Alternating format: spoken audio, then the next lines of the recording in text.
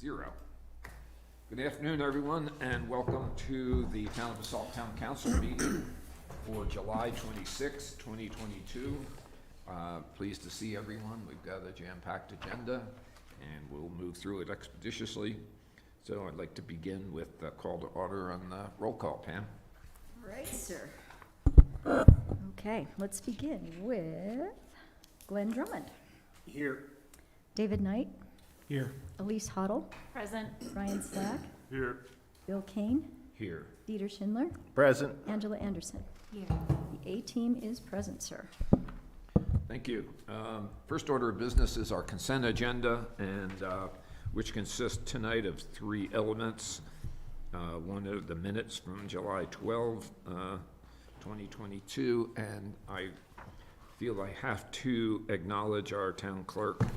We had an extraordinarily complicated, difficult meeting at the last meeting. I read the minutes, and it was a miracle that you were able to capture as much as you did in those minutes. So, hats off. It was really an excellent. These are excellent minutes. So, are there awards for municipal league? Minute awards? Yes, there are. There could be. I think he brought me a Snickers bar.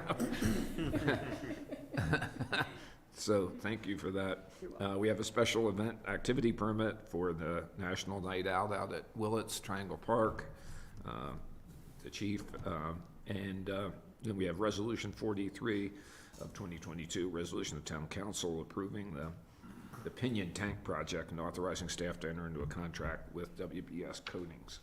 So if council would like to pull any of those off for further discussion, we're open to that. Otherwise, I'd entertain a motion to approve the consent agenda. Mayor, I move the town council approve the consent agenda items as presented. Second. Okay, moved and seconded. All those in favor, please say aye. Aye. Okay, thank you. Consent agenda is approved. Our next order of business is the call to the public, and so this is an opportunity for any citizens that would like to address town council, and you can do it here in present. I think we have a volunteer. Make sure and clarify nothing on the agenda. What's that? Clarify. Yeah, that's correct. And this is time for people to comment on things that are not on the agenda Yes. later on. So this is Not on general the agenda. general comment. So we'll take comments both from those in the audience and any of that call in as well. So please make your comments. Let us know your name and address, and we ask you to politely confine your comments to 3 minutes. Yeah, I'll be quick. I'm Virginia Leffler. I live at 721 East Oprah's Drive. I just wanted to ask that you all consider putting in a crosswalk where our road meets Frying Pan Road. We sat on our porch all the time. Cars fly down there, and the other night a family was crossing. Truck laid on his horn. I was like, what? I don't understand how this is happening. Anyway, it's something I feel like would be a great thing. So many people in our neighborhood walk to town. Oh, sorry. And I think it would be really helpful. A And crosswalk across Frying Pan Road? yes. Yeah. And then also maybe turkey crossing signs. Oh, We have so many turkeys. Anything to help try to slow people down and make them aware that this is like a neighborhood that they're driving through. I would also try to encourage, if possible, police to maybe be a little bit more, giving tickets. I mean, I think it's safe to say cars are going 50 plus miles an hour a lot of times. So Yeah. Anyway, anything we could do to kind of help with that traffic flow, slowing it down, and making it safer for people and animals. Well, I thank you. appreciate you Yeah, considering. I'm intimately familiar with that crossing because that's one of the great walks in the winter up to It is. Cedar Drive. So People there's a do lot kind of of a pedestrian loop traffic and- across there, so that's So, well anyway. taken. So Yeah, thank our you. town manager will look into it, I'm sure. So thank you. Thank you. Anyone else? Rick? Not a volunteer. Welcome. What's that? He said even with the dip, people hit it hard. Yeah, the Yeah, dip that's right. doesn't hurt, I guess. Rick Stevens, Riverside Drive. I'm here for a couple things. One is, I was recently appointed to the Pickens County Growth Advisory Committee, with 25 other people. And I think that, part of the reason was that I had some knowledge of what's going on down here. I think it's pretty interesting what's gonna evolve from this, and what they're gonna be talking about over the next 6 to 9 months. So I'd welcome any feedback.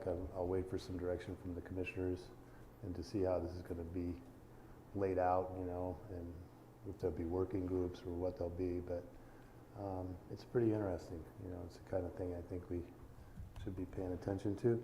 The other thing that we've talked about before is the event is late September with Mountain Sentinels that I received a fellowship for, and you guys have dedicated $5,000 to help sponsor it.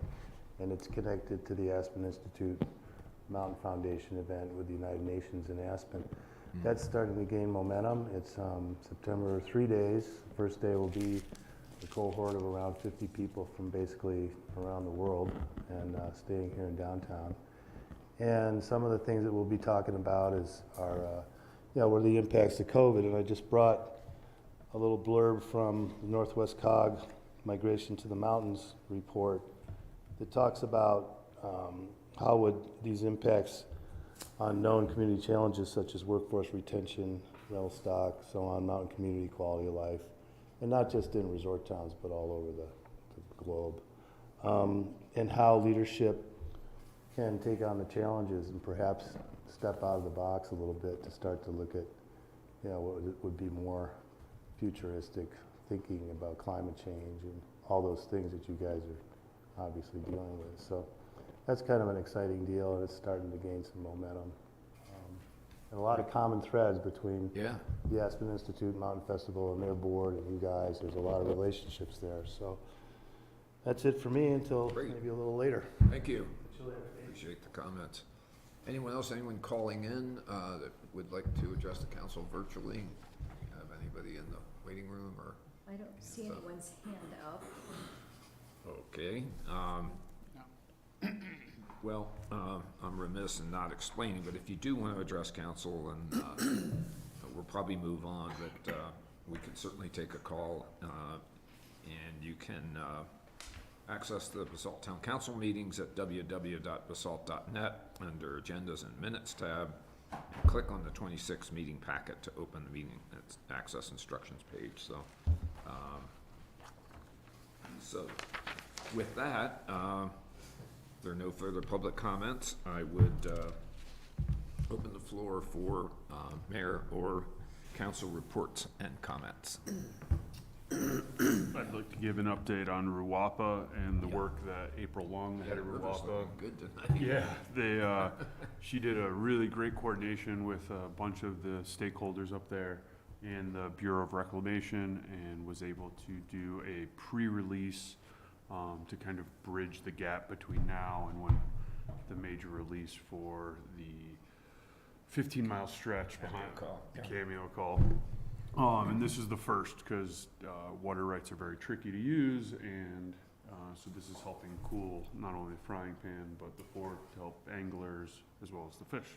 So it was a really, really momentous thing that she was able to put together with all the different jurisdictions, and especially with the Bureau of Reclamation being able to approve it. And it almost did fill. I think we peaked out at like 94% maybe. That's so impressive. they did a good job. And it's raining, but give our kudos to April Long for all of this. I was watching it tonight. It's just, it was getting spooky, and really river's up and really looks healthy, and It was good for the temperatures river are too. down, and so. Mayor, can I just add on to that briefly? Is the town is one of the contract holders with water up there, and we have 500 acre feet that we use to augment our water for wells, and we had have some excess in there for future growth and whatnot. So we were able to spill 150 acre feet in the town of Carbondale, Glenwood Springs, the River District, as well. Maybe that's all of them participated as well. So it was in less than 24 hours, all of those organizations came together and did that. So that was pretty cool. Thank you. Yeah. Brian, do you know how much we're leasing from our 500? What is it in CFS that we're? So they were trying to get up to about 50 CFS, and so of the 500 acre feet, I don't know exactly what that contributed, but it was on it's probably less than 10 from us, maybe somewhere in the order of, 5 to 10. Everybody can do their own math. So one CFS is 450 GPM, and, you know, so you can do that. We're not gonna do that. But thanks, that's really, really good stuff. So anyone else like to report, comment? Pool's looking good, getting positive comments about the swimming pool. Finally up to operating temperatures that people like, so that's all good news.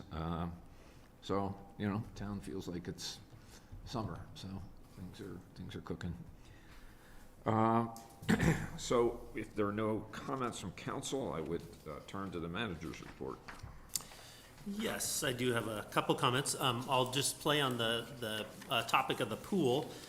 Christy and I recently looked at some of the revenues that we've been seeing for pool passes, which is a decent indicator on use at the pool, and those were up quite a bit this summer. So obviously a lot of happy kids running around the pool, and so we'll keep tabs on that going into next budget season. And then we installed, in case you see on the back side of the pool toward Albany Park proper, a 10-foot fence, and that's meant to mitigate some of the sound that's coming off of those, the heat pump fans. And so it's kind of a double-sided fence with insulation in between, and we've taken some readings out there before, and then now that it's installed, we'll do some readings after, just to get an understanding of how well it mitigated that sound. Hey, can we get a mural on that? Potentially, yeah. I mean, that's something that BPAC could take up, because it's obviously a big. Yeah, Just, you know, I saw it, and right when you mentioned it again, it popped in my head. no, It'd be a cool. I think that's a Or great something. idea. And then, so back on the 7th of July, I wanted to report out that Justin Clayton, who was one of our officers, twice a year, the police department staff vote on what they call the Standing Six Award. And Justin Clayton, who's been with us for a few years, was chosen by his peers for that award here for the first half of the year. And citing specifically just his thoroughness in investigating every call that he gets, as well as his leadership role that he has taken in the Community Police Academy. So congratulations to him on that. And then just a couple other things that you probably noticed. The River Park is coming along. We've got trees planted over there. We have the bathroom and the bathroom facility, and the bus shelter is out to bid as we speak, and then we're making progress on the band shell as well. The foundation for that will likely get poured here in the near future, and just waiting on steel to be able to actually do construction on it. So we do have a contractor that's going to help us out with that. And I think for now that's it, Mayor. Couple questions. Have we sort of mastered the heat pumps and getting the pool up to operating temperature? So is this gonna be an annual event where it's kind of slow getting the pool up to operating temperature because of the heat pumps, or are we gonna know more about how to operate them and get the pool up heated earlier in the season? Yeah, I think it's definitely a learning curve. I think that there is a reality to using solar and these heat pumps versus burning gas in a gas boiler and being able to, bring that temperature up quickly. And so, I think if we don't want to use gas and we want to, kind of use it as intended, it's possible that it's a little cooler or a little harder sort of in the beginning of the season or towards the latter part of the season with the cooler nights. But we're running both the solar tubes as well as the heat pumps. So I think the temperature's been hovering somewhere around 81 or 80, somewhere in that range. So it's working. It's not a jacuzzi in there, but on hot days, great. Cooler days, when the clouds go, it's probably a little chillier. But Then one last on the band shell. Is the band shell been designed yet, or is it Yes. fast tracking? It has been designed. it has been designed, yes. Who's the architect? Do, ID Studio? Yeah. Okay, there you go, yeah. great. Mhm. So, so actually, we're out to bid? Or- That one, there's actually a contractor for that, and the idea is to get it completed this year, and we are waiting on steel, is what I hear from planning staff, and we're sort of at the mercy of the supply chain. So as soon as we can get that, I think we'll be able to get in the queue to get it up. Well, maybe next meeting, we could see some drawings or something, see what's up Sure. with that. It'd be kind of fun to, see what's going on. Mhm. Great. Any questions for our town manager report? Hearing none. We'll go to council actions. So we're right on schedule. 6:20, item 6A. Public hearing and first reading for ordinance number 16, series of 2022, an ordinance of the Basalt Town Council, Basalt, Colorado, approving amendments to the municipal code, amending town code section 18-23, sustainable building regulations. So Sarah, or maybe That's gonna be me. Michelle's got this. Good evening, Mayor and Council. For the record, I'm Michelle Tebow, Planning Director. Tonight, we're requesting to continue this public hearing to August 9th. Staff has been diligently working on amendments to the sustainable building regulations, and we'd like to pursue a little bit more public outreach before we bring the amendments to council for decision. So being that this is a notice public hearing, we're requesting that you open the public hearing and vote to continue it to August 9th. Okay. Any questions for Michelle? On August 9th, can we also have an update on the 2021 IECC codes and where that stands? Yes. Thank you. Mhm. So this is a public hearing as well, so is there anyone in the public that would like to comment on ordinance number 16, our Green Building Code amendments, sustainable building regulations? Anyone calling in? Okay, hearing none, I'd entertain a motion to approve ordinance 16 on first reading. Mayor, I move that the town council continue ordinance number 16, series of 2022, and set the public hearing and first reading for August 9th, 2022. That's right. Second. Sorry, continue is what I meant to say. Great, okay. All those in favor, aye? Aye. Okay, thank you on that one. Next item, 6B, public hearing and first reading ordinance 17, series of 2022. An ordinance of the Town Council of Basalt, Colorado, approving a planned unit development PUD amendment for the Willets Town Center, Lot 1, Block 1 PUD, commonly referred to as the Willets General Store, to allow for a medical and retail marijuana store. Michelle, Counselor? Yes, I will start with a brief presentation of staff findings, and then I'll pass the baton over to the applicant. This is a request for a PUD amendment to the Willets Town Center Planned Unit Development Approvals. James will go to the next slide. And just to recap, this is for 701 East Valley Road, commonly known as the General Store in the Willets PUD. The property has an underlying zone district of C3 with the Willets Town Center PUD overlay. General retail uses and a marijuana dispensary are allowed in the C3 zone district. The Willets Town Center PUD was adopted prior to the 2012 Colorado adoption of marijuana laws. So that's part of the reason why this use is required to have an amendment to the PUD to continue. Gentlemen, good evening. Would you like to make some remarks about the application? Yes, thank you. For the record, Well, do you want me to go through the rest really quick? yeah, that would be great. That would be great, but he was, I mean, I'm gonna go fast, don't Oh, get me okay, wrong. sorry, I thought you were, I thought that was it. I thought you were. But I just I want you to know what you're voting on here. I know. 7:30 for the whole. I'm ready, Jody.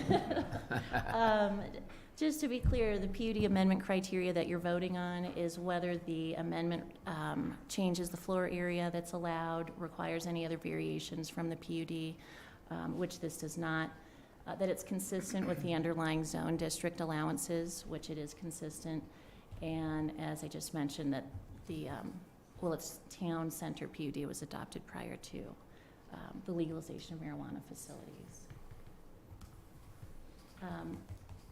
In short, the criteria that you're approving just refers to the standard language that's in the land use code restricting marijuana retail stores and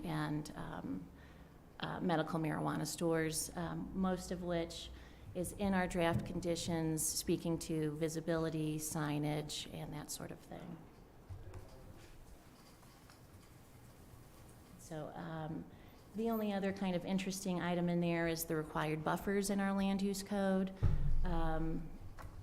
Triangle Park is not listed as one of the required parks that needs a buffer.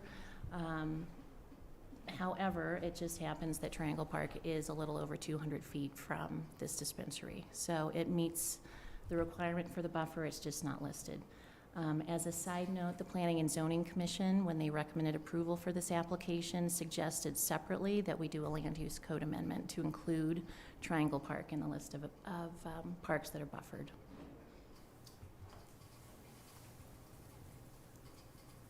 And here's a cute little GIS map, and I'm calling it cute because the GIS hasn't picked up that Willets is fully developed yet, but there it is. And then lastly, the applicant is proposing a voluntary community benefit that is a sliding scale as their sales grow, contributions, cash contributions to TCA also grow. I've circled the word net sales here. The Planning and Zoning Commission suggested that maybe this be gross sales revenue, because to get to net sales, there are a lot of things taken out of that calculation. The Planning and Zoning Commission was not unanimous on that because this is a voluntary suggestion, and so it was just a topic of conversation.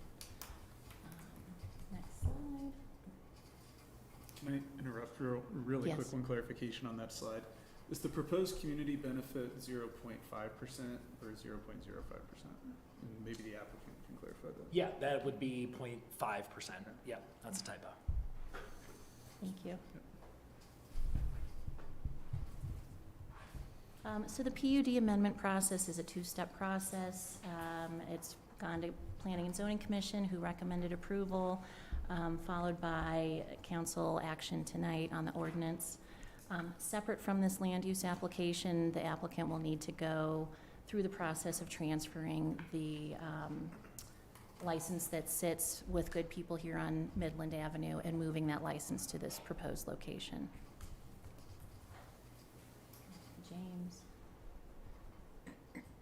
And so therefore, staff is recommending approval of this land use application. And with that, I will turn it over to the applicant. Thank you. Now. Now, No, that's a good one. for the record, my name is Jody Edwards, and I represent both the landowner, who is Thunder River Properties, as well as Pioneer Interests. Matt Schifrin is here for Pioneer Interests, and Matt will tell you a little bit about their business and what they can bring to the community with this project. As Michelle said, you guys have got me totally confused. Your names are switched. So. I'm David. Sorry about that. Where was I? As Michelle said, there are two requests. One is an amendment to the PUD, and the other is the change of location. But the change of location can't happen until Matt goes through the state process, and then they'll come back with an application with you for that. But the first part is just an amendment to an existing PUD plan. We have set forth in detail in the application all the standards and the fact that we satisfy all those standards, and this use is an allowed use within the C3 zone district everywhere else in town. So with that, I'll let Matt tell you a little bit about his business. Good evening, everybody. So my name is Matt Schiffer, and I'm representing the 222 team members of Pioneer Interests. So we are Colorado natives. In fact, my wife, myself, and our business partner Sean all grew up here in the Roaring Fork Valley. Born and raised in Aspen. Sean was actually born and raised in Basalt here. So longtime residents of the valley. Most of us, went sort of east, west, and so forth, and then ended back up in Colorado about 7 to 10 years ago. And prior to this, I was in healthcare, then in spirits, leading a group of distillery brands. And then got into cannabis with my wife and Sean about 4 years ago. So our whole mission was a desire to bring a different experience to cannabis. Much of you have sort of likely a stigma around cannabis as it relates to, what we would call the legacy side of the business. So people in hoodies, loud music, not really giving much care for the customer.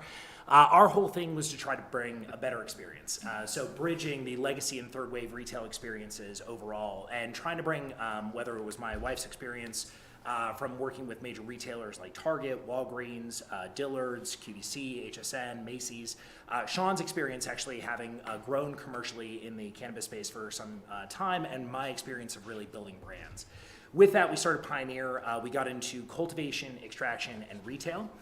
We're now the second largest grower and wholesaler of flower in the state of Colorado. So we sell our products to, over 200 dispensaries throughout the state.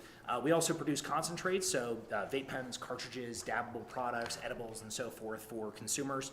And then the reason that we're here today, we have our retail business, Lova. So as I mentioned, Lova is meant to bridge the legacy and third wave retail experiences.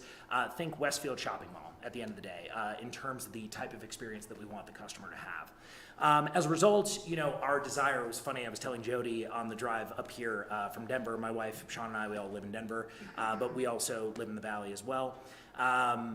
Every time we were driving through the winter and driving by Willets, my wife and I would always look out the window and we'd see this corner spot right next to the general store, and we'd always say, man, wouldn't it be our dream to have a store there? And here we are today, so it's kind of manifestation. So we got into discussions with Justin and Kale, who own Good People, about over a year ago, it seems like. And with that, they had a desire to ultimately sell their business. So we started talking to them. We had mutual friends in the valley, started connecting on it, and thought, yeah, there's certainly an opportunity. What we see as the opportunity here is to remove the store from the Main Street location and really move it to the Willets Town Center. As you know, Basalt has 2 dispensaries today, one that's located over in the commercial district and one that's located here in downtown. Unfortunately, Basalt is missing out on a tremendous amount of tax revenue. The sales in the Basalt area are actually the lowest in the valley in comparison to Aspen, Carbondale, Glenwood, and so ultimately the Basalt consumer, as well as its townspeople, are missing out on precious sales that are otherwise being diverted to other parts of the town. Other parts of the valley. So our desire is to obviously amend the PUD amendment here, and ultimately, as Jody mentioned, we would go through a change of ownership process with the Marijuana Enforcement Division at the state level. We've done this many, many times before. It takes about 90 days. We would then go through a change of location, both with the state as well as the municipality, and then we would really finish up our construction and plan on opening and bringing sort of our wares to the valley. So that's a little bit of an overview. Okay. We have looked at the ordinance. We don't have any problems with it other than the typo that Jeff caught. And there's also a typo in the title. Oh, I updated that. You updated that? Okay, so I've got the old one. Other than that, we're happy with the ordinance and all the conditions in it. All right, well, this is a public hearing, so is there anyone in the audience here or anyone calling in virtually who'd like to comment on proposed ordinance number 17, series of 22? This is a PUD amendment that would allow a marijuana dispensary at the general store in Willets. Anyone public like to address council on this topic? Anybody calling in? Looks like you got one. That was. Sorry. He's How are you in both He's doing places? double duty. Yeah. Okay. Share my screen if necessary, so we got thought it. it'd be easier than Double. USB, Very good. Well, hearing none, then there are questions from council, discussion. I have a question/comment, but will the applicant be before us again at another point? So this is just the PUD stuff? That's right, yeah, once they go for transfer of license and then transfer of location, they'd have to come back, and then you would have that opportunity to look at that application separately. Okay. Is that why we're waiting until, like, this is August 23rd? Typically, it's pretty quick. Is that why? For second reading? Yeah. It's, you have a big meeting on August 9th. You put us at the front of it.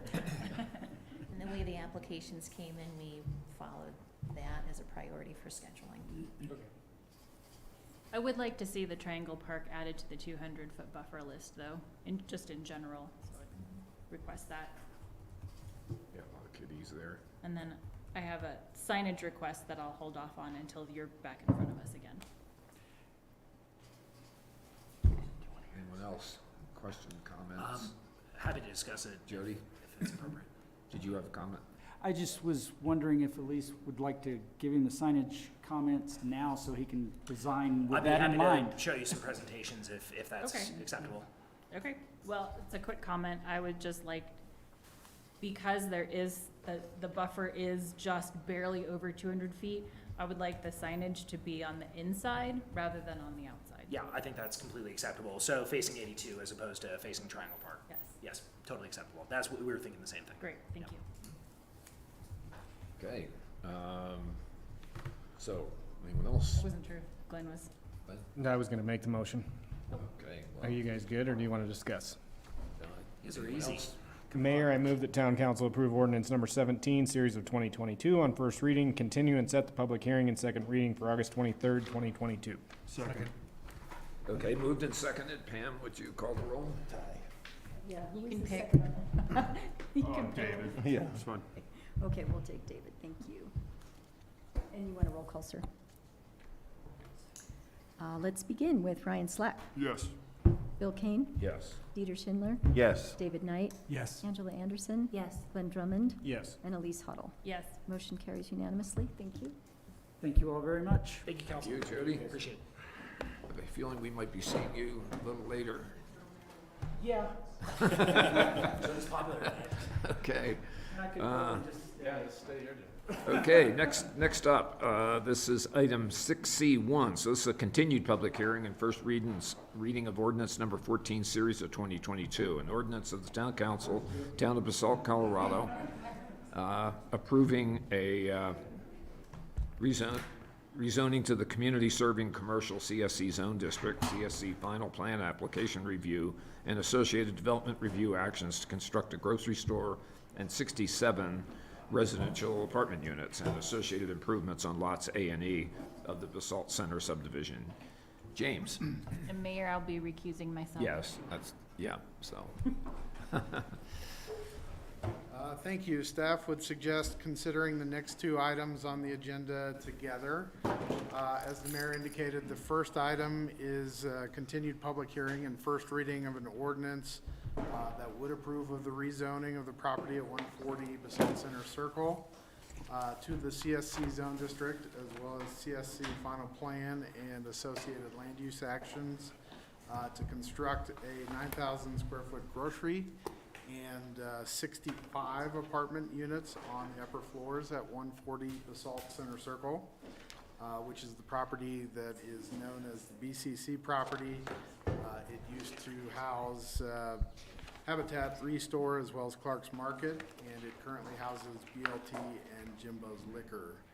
The second item is a public hearing and first reading of a code amendment ordinance that would approve of code amendments to the CSC Zone District to allow for pedestrian connections from the BCC property to be phased to Midland Avenue and the Frying Pan River when the developer doesn't control property adjacent to Midland as well as the river, as is the case in the BCC application. So at the last meeting, the council heard presentation of the final plan and discussion items from staff and the applicants. Council considered public comments and provided initial comments on the final plan. Since the last meeting, the applicants have made some revisions to the proposal. in an attempt to respond to the comments.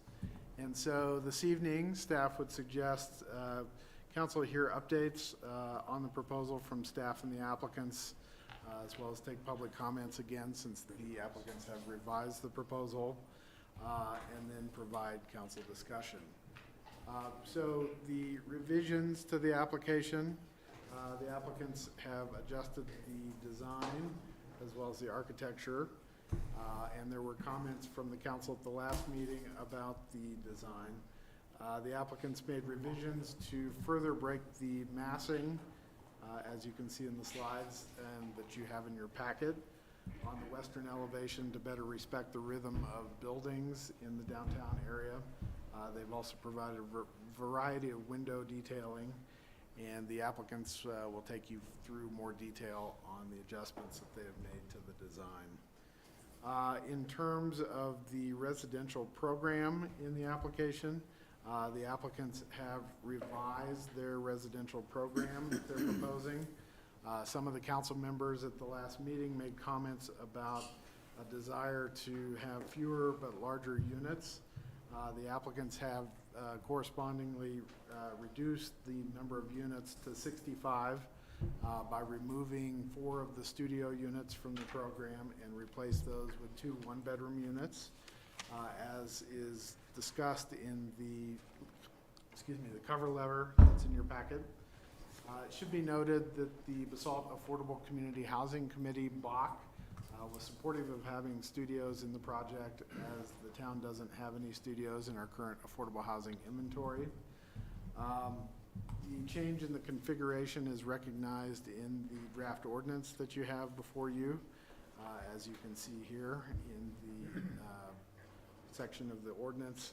The applicant has maintained the affordable housing units as 17 deed-restricted category units, as well as they've maintained the requirement to have 40 of the units, including the category level units, to be primary residences for their tenants. They've also maintained that the units will still have the minimum 6-month leases, as is recognized in the ordinance, as you can see in the affordable housing conditions.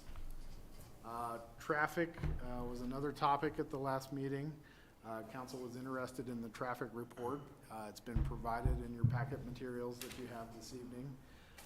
The applicants explained at the last meeting that a reduction in traffic would be expected by using traffic engineering standards through the significant reduction in the commercial space on site from what is existing. The applicants do have their traffic engineer this evening zooming in to provide comments and discussion. The ordinance contains transportation demand management, or TDM, measures of expanded WeCycle, car share spaces, as well as green initiatives fee and a green right surcharge to help fund bike share, as well as other measures like car share. There are some other topics as well that came up at the council discussion at the last meeting. One of those topics is the process to change anchor uses. This was introduced. The ordinance builds in that the applicant would have to come back to the council to change anchor uses in the future after an approval, if they wanted to change the anchor use from a grocery store. The P&Z was supportive of requiring the applicant to come back to the council if they wanted to change the anchor use from a grocery. But there is an alternate condition, condition number 3, that the council could substitute if council wanted to allow the applicant to come back without council review in the future to change the anchor use. Other topics included the timing of the housing to come along in relation to when the grocery store would be required to be provided.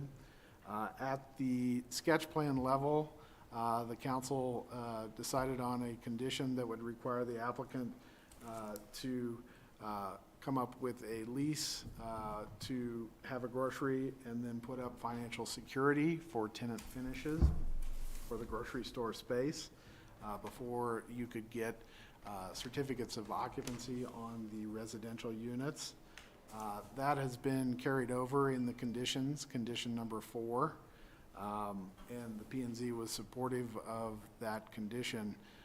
Alternatively, though, if council disagreed with that, the council could do alternative condition number 4, which would allow for a CO on the residential units in combination with before getting the grocery store up and running. The P&Z brought that up as a discussion item because the P&Z was interested in the fact that we do have a housing problem, so they thought it might be an interesting topic to consider, but ultimately they required the applicant to have a lease and put up a financial security to get COs on the residential units. And then another topic that will be up for more discussion at a second reading would be that staff has been working with the applicants on the sanitary sewer capacity. That issue is still being ironed out, but staff would provide more direction at a second reading on that topic. So this evening, staff would suggest hearing from the applicants. They would like to present their revisions to the application, and then taking public comments, as it is a continued public hearing, and providing council discussion. If you were comfortable, you could approve the ordinances on first reading. This evening, we have Tim Belinsky and Andrew Light and their team with us. Guys, do you have comments? Thank you, James. Good evening, councilors and members of the public. Our job is to make this be the best work we've ever produced, and our professional designers here and engineers have continued to bring this through the approvals process to you, town council, and the other citizen committees who we've worked with to bring in that which is going to provide the best opportunity to drastically improve this area of downtown. In our last meeting here, council asked for more public comment, and we've welcomed that and sparked a lot of interaction. Our team has spent time and specifically reached out to designers and architects who are in Basalt. We've arranged professional peer review sessions in the last 2 weeks to try to capture the perspectives and feedback of other tenured architects from the community. The architecture has clearly gotten better. We know this because we've heard it from many who have provided their critique and feedback. We've spent time with employers and frustrated parents who hope to see more housing for their kids to occupy someday and for employees to have housing. We've met with prior town council members, including prior mayors, who have invested so much of their time setting the land planning and policies currently in place to guide growth in Basalt. We spent the time and energy on this to get it right. What we've continued to unveil as we talk to people is really this, that this project is either understood as a helpful step for an urgent housing need and the next generation of Basalt residents, or it's discarded without much constructive feedback because the housing and commercial are just not wanted in any way, shape, or form. Tonight, we will review the enhanced architectural work that our team has created. We will provide the traffic and parking information to ensure that you all understand how those pieces work in the context of this new building. We will speak to the technical side of this program, but in the end, we get this right by making the project look and feel as welcoming and interactive as possible. We want people to feel comfortable in this area that is currently a pretty rough place. We want to help create an energy and a sense of pride for people who will live here. We want to make sure that the commercial is successful. We want to help create opportunities for the 2 existing businesses so that they can make the transition over to the new building and reset their businesses for years to come. Some things to ensure we really understand here. The grocery store building has been mostly dark and vacant for nearly 10 years. It has not served this community. It is unrealistic to think that it will continue to be dormant in the future. Either this new redevelopment moves forward or the existing building receives new tenants and the opportunity for housing is simply lost. We have a window in time with a building owner who's willing and interested in selling it, and they have not signed long-term leases. A building cannot be left without occupants without creating a financial hardship to the building's owners. It also puts stress on the common areas and the management of those common areas. This building will not stay vacant. That is just not an option here. So we essentially have a choice. To help guide and create a new building in this place, trying our best to tap into the planning, relying on the years, literally, of time spent creating a roadmap for this area of downtown, which included the creation of the Downtown Advisory Committee, the Community Serving Commercial Zone District, and 2 rounds of master plans and countless hours of dedicated community feedback to make this area better than the existing conditions. Leaving it as is would be a false option and not a scenario that we should assume is possible. Something will change here. The question is what? This housing helps fit the bill for people who need housing. I said that on purpose. Simply put, there's a huge need for housing, all types, all walks of life. The more housing we can make available, the more options people will have who need the housing. This building will provide new, efficient, and compact units and will likely house people for the time period before they purchase a place, which can take time to accomplish. This can help so many people who need a place to land, a place to be stable, and a place to evaluate the surroundings before they need a place, before they get more firmly rooted here in Basalt. And yet, there will undoubtedly be a faction of people who will comfortably live in this building for a very long time because it works for them. They'll see it as a predictable place to live, centrally located, convenient to mass transit, new, close to open spaces and parks, and professionally managed. Unit sizes of apartments are very much an option, of which there may be many, and this topic is in the eye of the beholder. This mix and these units have been scoured and approved unanimously by Basalt's Affordable Housing Committee, or BAC, and is consistent with the market results from other newer apartment buildings in the vicinity.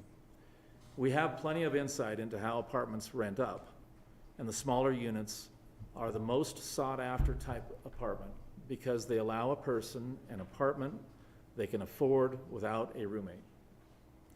Looking around this room, knowing what we know about the lack of housing and the cost of housing in the valley, which has impacted us whether we were born here or more likely arrived from somewhere else. And most of us figured out our housing situation in a step-by-step manner. We didn't arrive to the valley and move into the residence that we felt was the final place, the first and only house with the perfect fit for life. We each figured it out and often lived in rentals in places that were not the places that we're in today. Here's a comment made by a friend recently. Small town character is not the buildings, not the architecture, but the people in the buildings.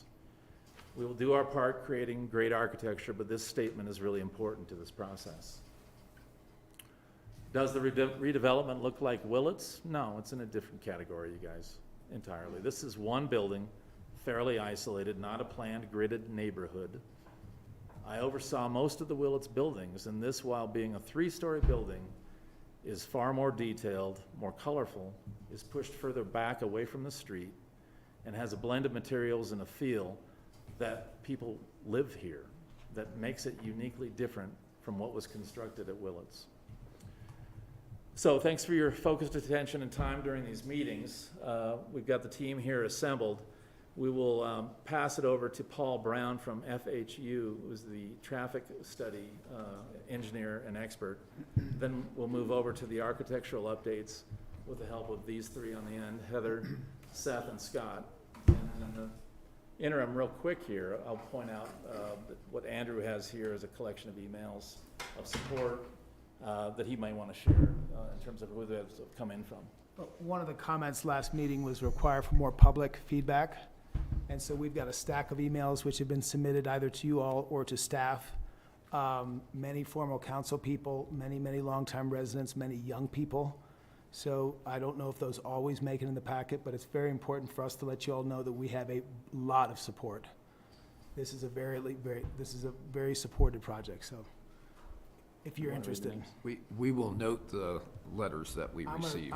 We got Michael Davies, Auden Chandler, Peter McBride, Fiona Sada. We have them. Okay, great. They're here. Oh, you did good. Yes. Those over to me. I'll make sure that council gets a. They're all in these packs. Okay, thanks, man. All right, Paul, if you're on the line, I see that you are. We'll turn it over to you to describe the traffic Thank you. So I'll be very brief in my remarks and then respond to questions as they come up during the process this evening. The traffic work that we have done for this project consists of evaluating the trip generation, how many trips will come from and go to the project site for both the 40,000-foot supermarket or grocery store that is there today, and then for the proposed development, which is 9,000 feet of grocery store.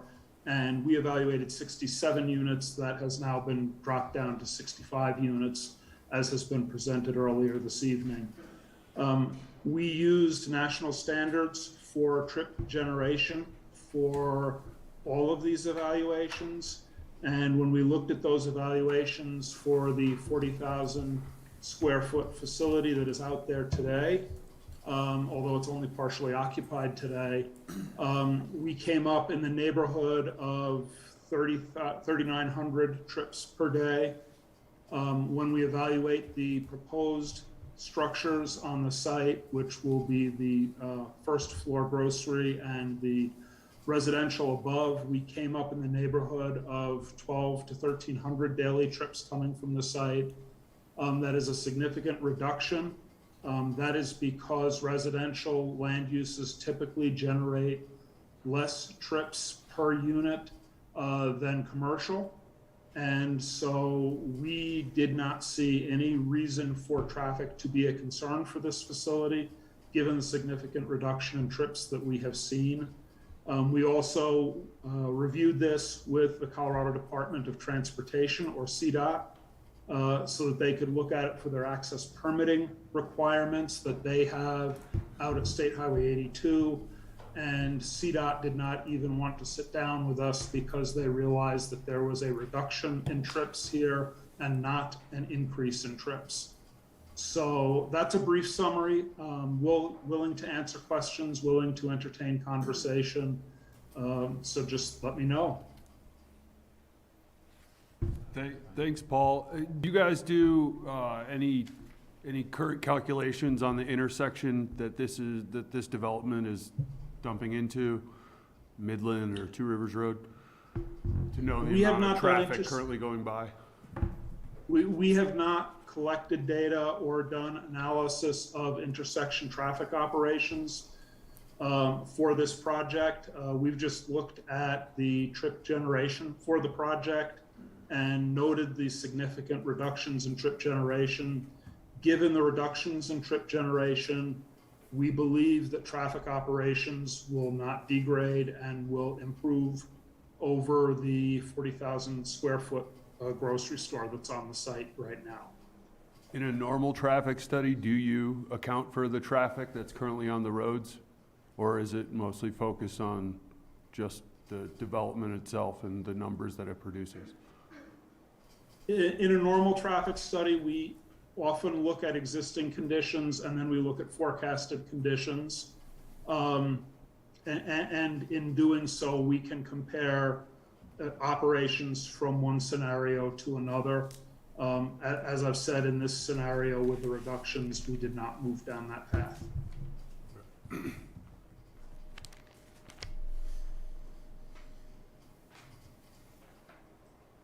Was your assumption that the grocery store is unoccupied?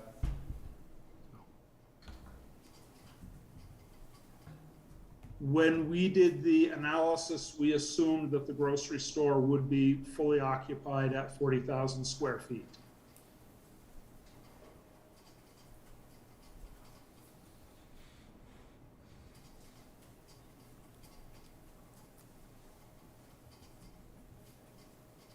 Anyone else, questions?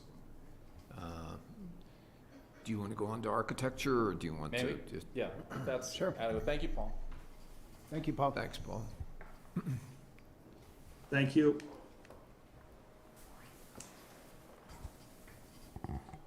You can go to our first slide, James. So we have the site plan. I think we've gone through the site plan quite a bit, but if you guys have any questions, I think we definitely want to spend our time on the building, so we can keep going. So we'll kind of skip.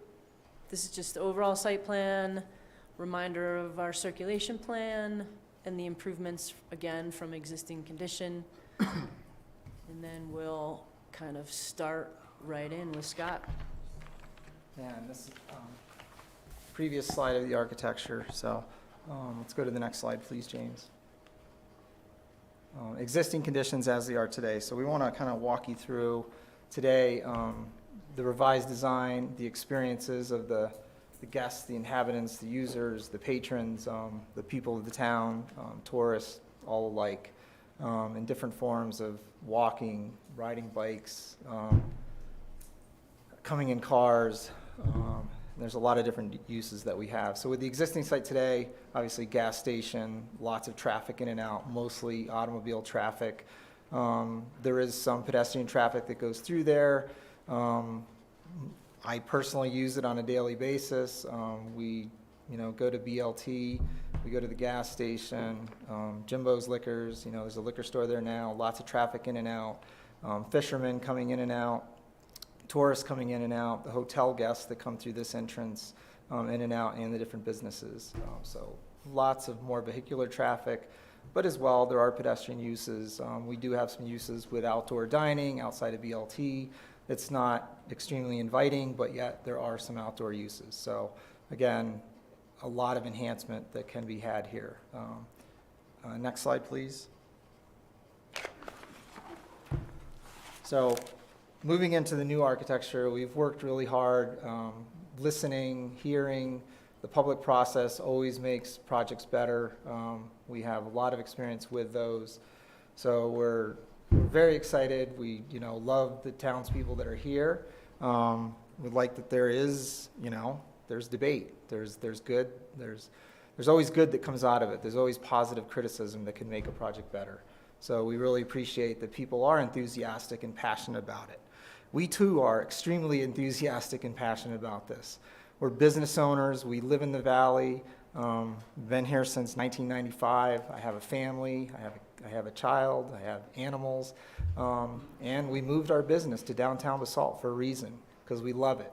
We think it's an amazing community, amazing people. Again, as Tim said, it's all about the people. It's all about the experiences.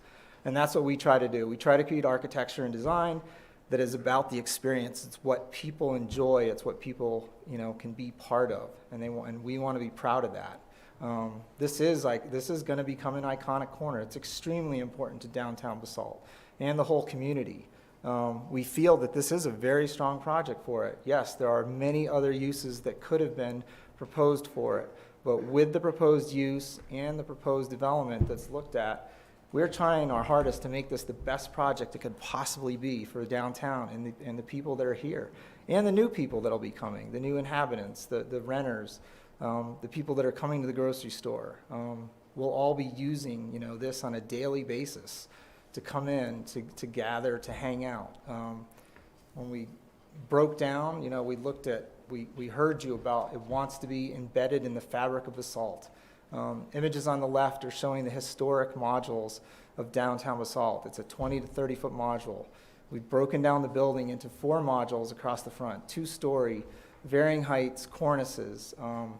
The people coming in are going to see this at the corner. It's an extremely important corner to add vitality, excitement, and energy to downtown Basalt, as well as it does need to look good.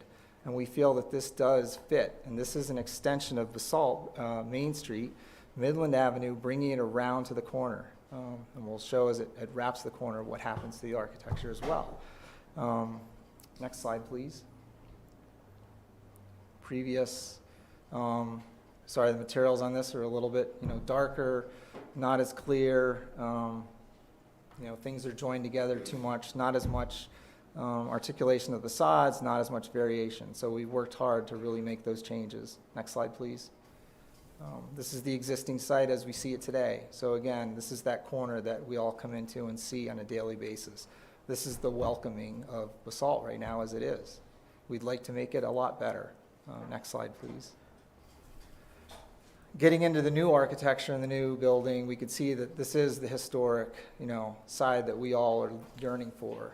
We believe that we've really improve to show the brick that we see downtown in Basalt. These are inspired images. These are not copies. We also have wood siding that's reminiscent of downtown Basalt. We have awnings. We have the modules. We have the window proportions. We have varying heights as buildings in historic areas are built over time. It's hard to do that with one building, but we think that we've achieved the best that we can to try to really fit into the downtown fabric. Heather, can you touch on? Yeah, so I think one of the other things from the very beginning was just this whole aspect of livability. So yes, smaller units, and that's a purposeful thing, right? The people who are occupying these units are living outside. So the idea here is that I can go from my unit, and we're gonna kind of, this one doesn't work on there. We're gonna walk around the building a little bit more, but I've got this like graduated experience, right? So I'm coming down from my residential access along this sidewalk. I go over here, I can grab a cup of coffee. I go across the street to your largest community park in Basalt, basically. I come back here, I've got this little outdoor space. I can sit back down in the morning, hang out for a little bit. We really see this, especially this summertime, this like spill out from the grocery. So a couple of the doors kind of open up. You can put some of that outside, but not so much that it takes over the space, right? We've got this 28 feet at least, so kind of a lot of gathering. Like I saw it as you take the best of our outdoor dining plus codgers, plus a little bit of something else, right? And you're all kind of gathering there. And then you walk down and we'll show you as you get into those smaller little outdoor spaces. One of the other things super important for us, you'll really see, like not the exact plant material because no one can manage to get that in the rendering programs, but like over here in the previous slide, how we're really strategically bringing in these fabulous garden spaces. So build on what you have. So over here, I've got this screening. So if I'm sitting there with a coffee, I'm gonna hear the stuff at the gas station, but like also I have this beautiful garden next to me. Same with like bringing in flower pots and these other planter beds all along the facade. So as you step back, they're big enough to get trees in those. We break some of that up, but we also just bring in these beautiful garden. We're super excited to get some of this detailing. So, some of the original, like we might bring in some rails, things like that, the lighting, some of the catenary lighting that we also have in the park, we may have on the streetscape. So there's this like pattern to the outdoor spaces. So I can just experience Basalt in kind of a very flowy way that's all tied together in the outdoor, and that also livens it like in the winter, so we don't have as many flowers. We're gonna have kind of the cool lighting and that softness and little piles of snow where they're supposed to be, and that like warmth and vibrancy. Next slide. Next slide moves into more details a little bit. I'm not going to belabor it, but just some of the brick detailing. We have pictures of downtown Basalt as they are today. Lots of brick detailing. We have similar inspired areas of cornices and windows that we feel really are part of the fabric of downtown, and we feel this is very successful in achieving that. Next slide, please. Similarly with the wood storefronts, as we have downtown Basalt, windows, wood siding, cornices, parapets, awnings, similar details. Very much so that we see today. Next slide, please. This is a photo simulation of the corner. Again, now we're starting to go, around the corner on the west and now on the south side. So this is kind of the experience of, we've got the tourists that come in, we have, us as driving in, parents dropping off their kids, going to and from work, workers that are coming and going to work. We see people, kind of milling around. The inhabitants, the residents will be, coming out of their front door on the right where the entrance is, walking to the bus, biking to work, biking to school. There'll be families here, there'll be kids, there'll be a lot more activity. The uses that were in the building we'll see continue. That's very exciting. There'll be hopefully more morning uses and lunchtime. We all need, different variety of places to go, more places to get some snacks and groceries. We feel this will be successful in that. Again, as Heather brought up, the outdoor gathering space.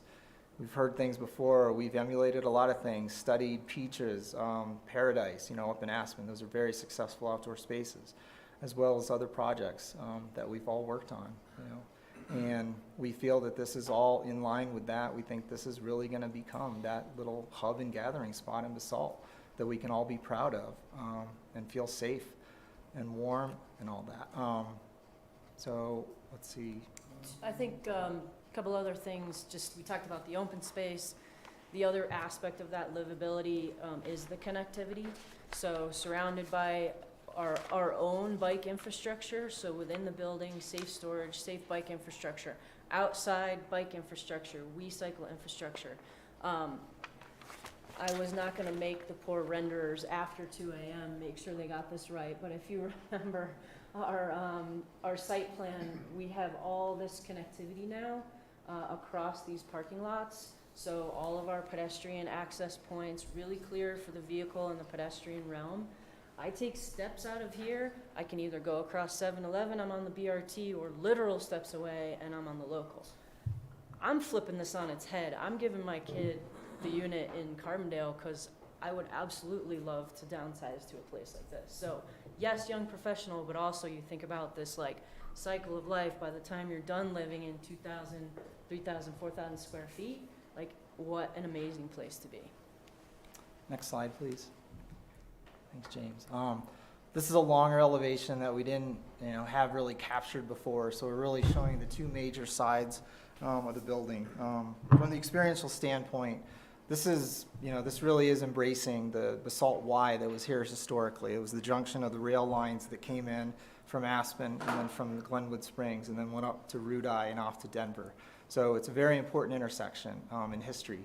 It's also a very important intersection today where we're joining downtown, commercial, Main Street, Midland Avenue with two rivers. We're bringing the residential in on the south from the east, and then we wrap the corner with the western commercial. It's very hard to achieve this, but we believe that we have done this. We have photographs on the bottom showing what's here today. We have historic Midland Avenue, directly relating to the historic architecture and modules and the different design elements that really tie it together. Across the street is two rivers, residential and commercial, 3 stories tall, brick buildings, wood-clad buildings, peaked gables roofs, balconies, decks, lots of articulation in and out. We feel that we've achieved this. We've pushed the ins and outs as far as possible. We have gaps and alleys in the building. We have setbacks of up to 8 feet. We have our residential entry in the middle, which is our little alley into the building. We have an open garage entry. There's no closed doors. It's all open to it. We have screening elements that are reminiscent of the historic trestles that are throughout Colorado from our old railroad bridges. So we're trying to bring all that together and really, bring it and let it shine in the architecture that it is. So we feel very proud and that this is successful in doing so. And I'm going to let Seth kind of intro into a little bit of the inhabitants here. That's my cue here. They brought me on the team for the hair. It was too much up here, so I'm balancing this out. So just to tie into what Scott's saying is I actually see, and this is kind of a personal opinion, when you look in the context of this building across the street from Two Rivers, you got the 3-story buildings, and you're seeing that at the bottom. I actually see this as a transition, as a 3-story building to 2-story, because you're standing up on Two Rivers and you've got 3 stories next to you, and then, is this still working? Okay, 3 stories next to you, and then as you look across, you got 3 stories, but you're down a whole story. So as far as a massing in the general scope of how this sits among other buildings, I think it's important to understand how this reflects from across the street as well. So just want to touch on that. And Tim talked about a little bit about the demographics of who might be tenants here. And I also agree that this is probably going to be young professionals. Maybe it's going to be someone who's single, maybe it's a couple. But I see it as someone who's trying to get out of that unit where you've got roommates, you want your own space. The spaces are not huge, but they work. And one of the things that we really took a lot of effort in is how these function. So as a tenant, I come home, I got my own parking spot. I've got a designated space for my townie bike, storage for my kayak, maybe my road bike, maybe my mountain bike. I take my elevator upstairs into my unit, where I've got additional storage and personal storage. And then Heather hit the nail on the head. Is like, this location is fantastic. I can go outside, head up to Aspen, head down Valley, steps away from the bus system. I think a real important thing here is, as a tenant, when I'm done for the day, or better yet, when I'm up in the morning, I'm walking down Midland Avenue, I'm getting my coffee. At the end of the day, I'm going to these restaurants, I'm shopping in town. And to keep this mass here, to keep the tenants here and shopping and the vitality that it brings to the Basalt main area, I think is extremely important. Next slide, please. Sorry, just more of a close-up of that residential entry. Again, with the entry set back in, we have, different technique here with columns coming down and grounding it. Again, making that entrance more visible and exciting for the users. And then, the awnings that are wrapping around from the commercial side on the left. Residential car entry on the right. Next slide, please. Just a nighttime shot. Next slide. I think, stay there for a second. James, please. On that previous one of the things that I talked about earlier is these outdoor spaces. So again, when you think about livability, what does that mean? Well, I want to be able to spill out, so some people can spill out onto their decks. So you're still having friends over, you're still able to do all of these things. We have this outdoor space, and then there's kind of the private space, so behind the screen curtain there, and, have a barbecue, be able to cook out, and have 10 friends over. So you don't have to have your home to do that, because we kind of built in these spaces where people can congregate within the building. Thanks, Jim. Just more details of, next slide. Next slide. And next slide. These are just just pointing out what's there, so we'll use them if we need to go back to. Next slide. The history, user experience, landscape experiences. Next slide. Food hall, grocery component experiences. Next slide. Living experiences inside, smaller size units, more creative use of space. Next slide. Thank you so much for listening, and thanks for letting us be part of the process. Only one other kind of tidy up item, Council, is that we did address in the intro cover letter to tonight's meeting our perspective on those alternative conditions that are part of the ordinance choices. So we would like to come back to those if you have any questions. We do feel pretty strongly about one of them. On the grocery, Tim, specifically, what, I'm sorry, what are you talking? The alternative condition number 4. Okay. Yeah. All right. Thank you. So does that conclude your presentation? Yes. Okay. It is our custom at this point to hear from the public. We've all seen the presentation. We've seen the original presentation. And before we do so, I would like to make a very brief plea for civility. At last week's or 2 weeks ago meeting, we had a lot of grousing about our 3-minute limitation for public comment. I would like to remind everyone in the audience that the 3-minute limitation for comments on land use matters has been a feature of the town of Basalt for over 30 years. We've literally processed multiple hundreds of applications and land use hearings successfully with the 3-minute limit. So if you feel constrained by 3 minutes, please understand this is not directed at you individually. This is the rule of the road. It's employed by the city of Aspen, Basalt, Carbondale, Glenwood Springs. Robert's Rule of Order. Pardon? It's Robert's Rule and of Robert's Order. Rules of Order. It has stood us in good stead. When you speak, please be prepared to get your comments across in 3 minutes. There are a lot of people that want to speak tonight, and we've got a lot of business to do, so I would just plead with you to be sympathetic to the need for everybody to have a chance and to articulate their views about the application. A second point would be that multiple speakers said, well, we know this is a done deal, but we hear on the street that it's a done deal. All I can tell you is that if this was a done deal, it would be done already. It'd been done a while ago.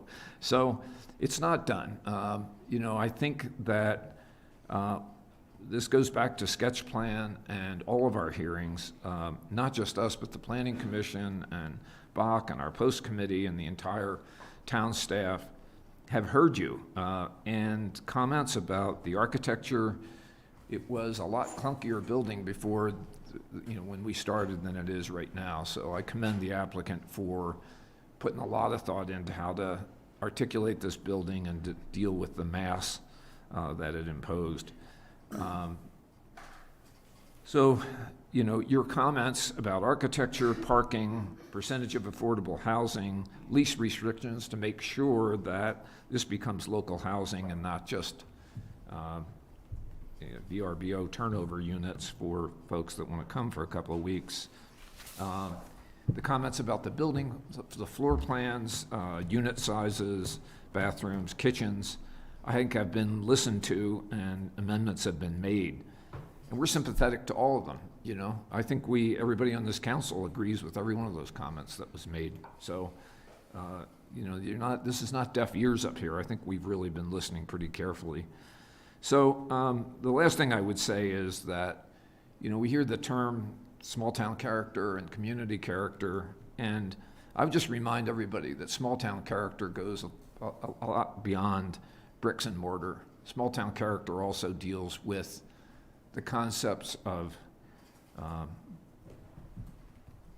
respecting town government, respecting town institutions, respecting the point of view of your neighbors, trying hard to get along, and being part of a community that's all rowing in the same direction. So we've had some pretty good success of that in the last 2.5 years, and we continue to work hard to keep that trajectory going. So I just ask that you be patient. We're working at this. There's nobody up here getting rich doing this, I can pretty much assure you. We hear you. Some excellent points have been made and they've been responded to, and we're going to hear more of them tonight. So with that, I'll open the floor for anyone that would like to address City Council. Councilor Slack will keep the timer going. Pretty big guy, so you don't want to get too far over 3 minutes.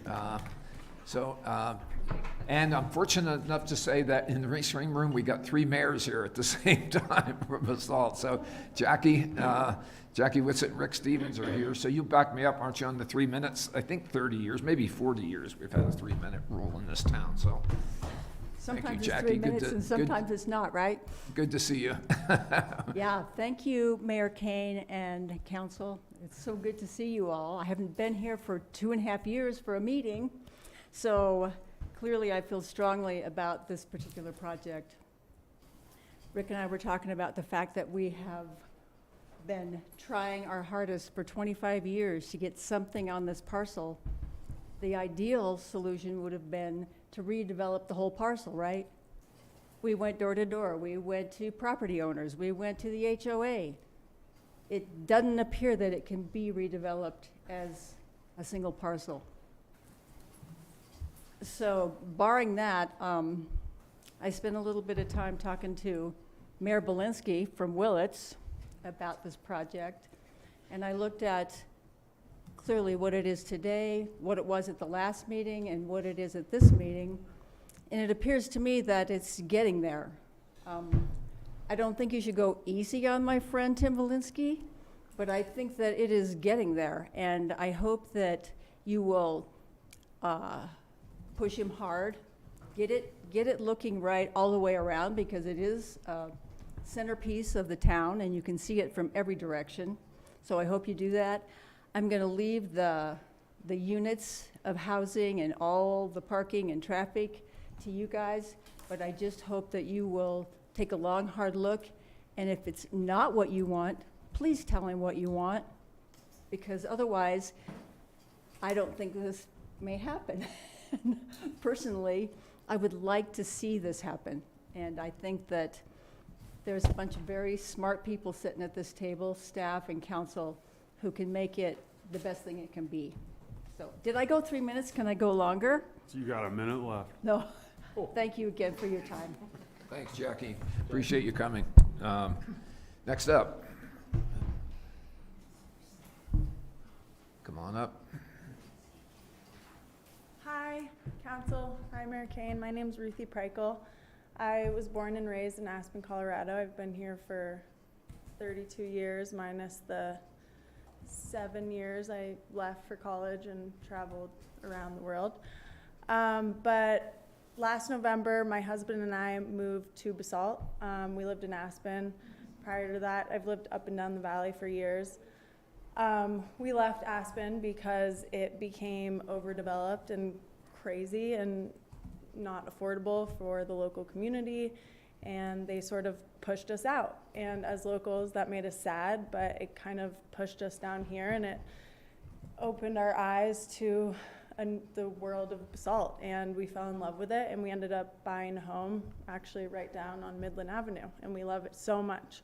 But in the last year that I've been here, you know, I feel like I have everything in this town. I have my post office, I have the school right across the street for my daughter, I have the pool, the library, everything I need except for the grocery store. And I feel like having a grocery store would complete this town. And growing up in the valley, my childhood memories of coming down to Basalt was having the grocery store here. And given it was not the greatest grocery store, it was like being stuck in a Saw movie. It was a little creepy and scary. But I think because of the developments of Willets, and that sort of took away from Basalt proper, like Old Town Basalt, it took away from a lot of the businesses, and I think for a while we saw that sort of kill this town a little bit for a little. But now Old Town is sort of this hot spot that everyone wants to be at now, especially a lot of the locals from Aspen. People are moving down here because they don't want to be in Aspen anymore. And so when they come down here, they want that town. And I think we have to remember that Willets and Old Town are two different entities. They're not the same town. And when people think of Basalt, they think of Willets, but it's not Willets. And so it's great. I love having Whole Foods and City Market there and all the things we need, but having a grocery store in this town would really complete that. And I also think when people think of employee housing, they think of like mass development and these eyesores of a building that are just gonna like ruin these towns. And that's true, it's like pretty ugly, but the fact of the matter is we do need housing. We need affordable housing for the workforce. And I think this is a great way to incorporate workforce housing while having it work with the aesthetic of the town and not just throw in this massive building that's not going to benefit the local community or help the people who've been here for 30 plus years. So that's how I feel about it. Thank you guys. Thank you for your comments. Next up, who else? Come on up, no particular order. Pam. Could I ask people please to sign in too if you've spoken, so that I can get your name properly into the minutes? Thank you. My name's Ted Guy. I spoke 2 weeks ago, and yes, I was upset for 3 minutes. I think this is too much building. It should be 2 stories, which is the C2 zone district, not 3. They've done a nice job of putting lipstick on the pig, but it's still a pig. It's too big. We're losing retail. We're losing something like 24,000 square feet of retail that's allowed or proposed under your master plan.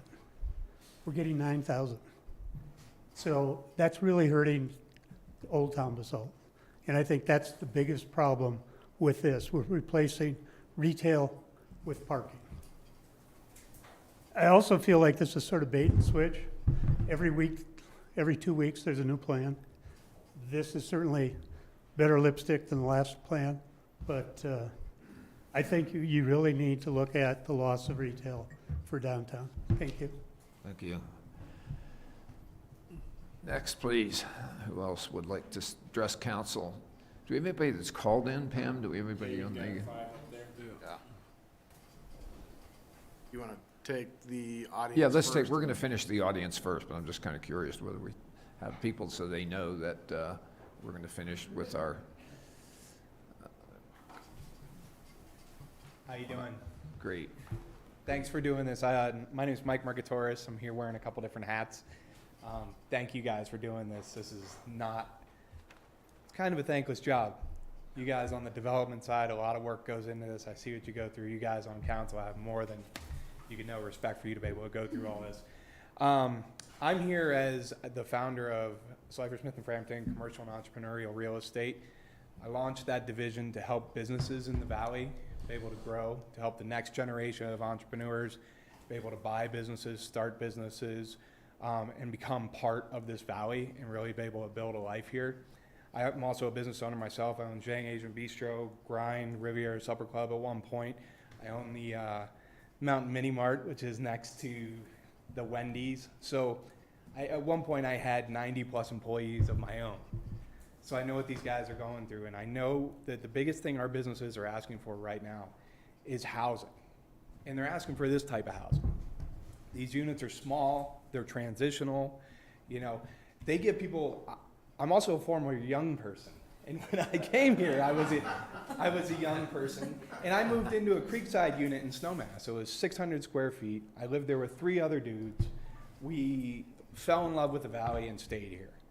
You know, the reality is that's the type of housing that this is going to be. This is going to give people the ability to either move down from Aspen, fall in love with Basalt, or move to Basalt and enjoy it. Come for the winters, stay for the summer, you know, then you never leave. These people will be here, they'll work, they'll fill the bars, they'll fill the restaurants, they'll fill, you know, all our retail spaces that we have right now.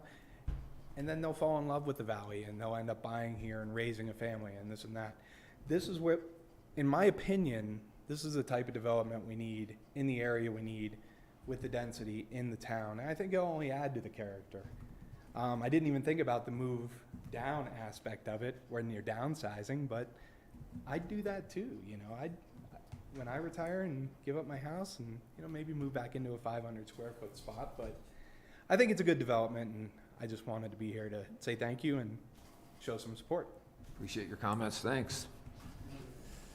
Next up, who else?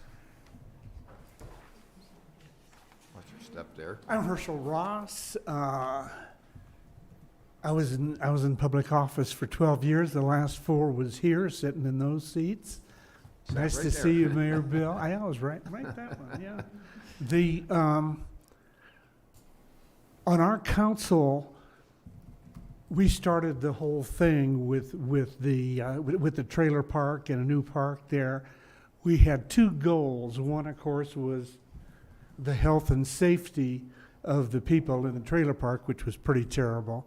And the other was a goal to bring vitality to the downtown area. My office, my dental office, was right up the street on Midland.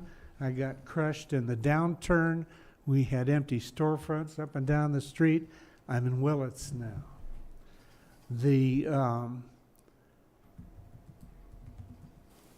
That goal of bringing vitality downtown is more critical than ever. Don't know if you've been down my way down there much, although I do live up here. But if you see what's going on at the tree farm, that's the gorilla in this room that in the broader picture you should think about. The market right now is desperate for housing. I've got many realtors in my practice, and they all say the same thing, you know, that it's a crazy market. All my restaurateurs and shop owners are crazy for employees. So they're going to build that residential probably first in that giant project down there. So something for you to think about is, where do you want those people living? Do you want them down across the street from my office? Smolders and incisors for me, that's okay. But if they're living down there, they're gonna walk under Highway 82 through that nice tunnel we helped build. They're gonna shop and support the businesses there. If they're here in a nice project like this, that shopping, that vitality, that community will be here. So think about where you want people living and shopping and enjoying Basalt. It seems to me, having been in your shoes, that the process is working just fine. You know, people are coming in, you know, and they're saying what they like or don't like about this. It's being modified. Your comments, the planning commission, I don't think you call it planning and zoning, do you? Yeah. Jamestown, do you do that? Because do they zone now? Anyway, I'm digressing. The input is being listened to, the project's being shaped. That's what the process is supposed to do. Thank you. Thanks, Herschel. Appreciate the comments. Next up. Jenny, were you going to address the council? No, you're leaving. See ya. Come on up.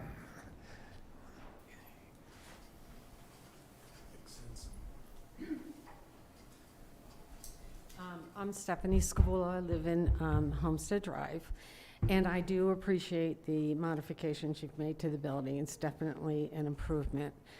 I still think that the project is a little large for that space.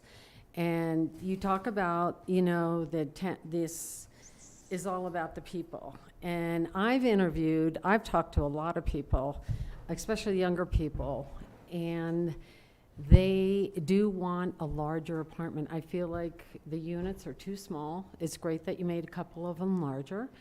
I personally have a 650 square foot apartment, and it's too small for two people to live in. And when you spoke in the paper about this is apartments for, you know, the firemen and the emergency workers, well, they want to be married and they want to have children. So I would encourage you making more larger apartments. And people don't necessarily want to rent when they're young. They want to be able to buy places. So that's mine. I'm worried about the parking, and I'm worried about how the traffic flows with Midland Avenue, because it's a problem. It's a problem today without this. You know, I wish the project was just smaller. You know, I'm not opposed of what you want to do. I would be happy if it was 50 units, not 66. You know, and I believe that, you know, the people who would rent a larger apartment would be people who become part of the community, not people who just come here to ski, spend a little, see you later. But there'll be people who I talk to and I become friends with and see them walking and give back to the community. I am also concerned about such a large development with the children at the schools. And also, we do have a grocery store in town. It's Skips. It's small. They want to expand. They are having problems getting their permit. You know, they were employees that worked. Some of them lived in Basalt, but have run down Valley because there hasn't been a place large enough for them. But Skips is a great store. It'll give us what we want. All we need to get, they just need to get the permits that they need, and they listen and will provide us as a community with the other products that we want.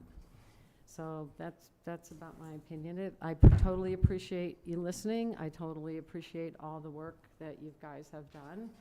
And I hope that this continues on. And, you know,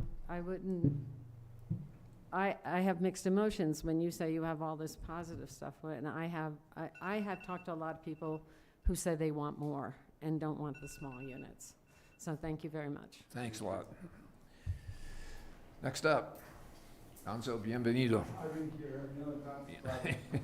I mean, these guys are really working with the project. I'd say that a million times.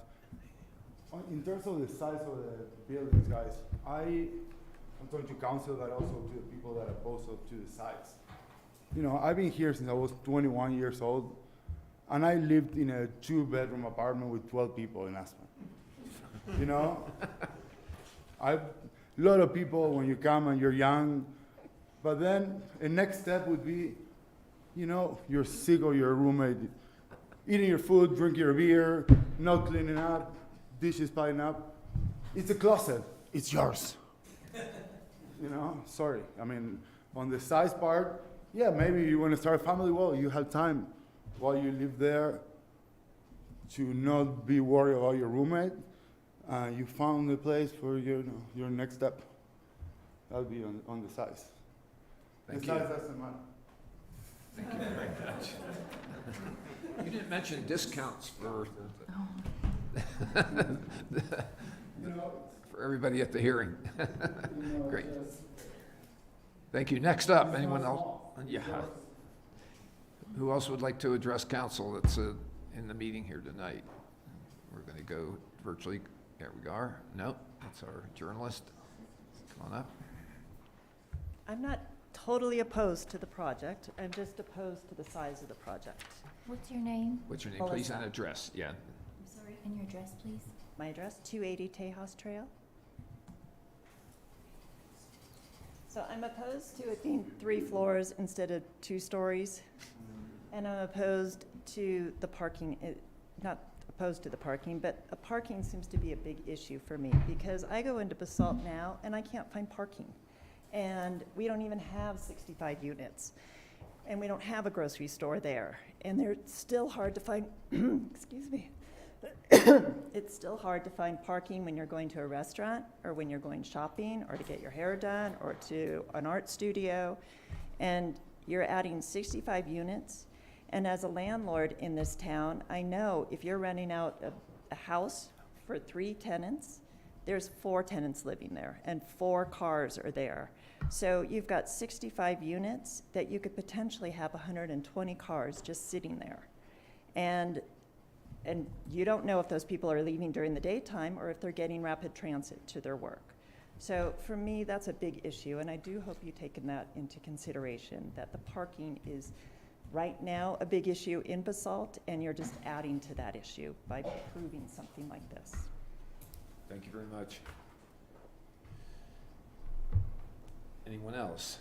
Rick? Go ahead, John. My name is Nick Holkamp. I live at 8207 Elk Lane. So I want to touch on the parking as well. The traffic study that they said they were going to provide is a parking lot study with a vacant building and proposed amount of people who are going to live there. Right now, the town of Basalt has a parking issue.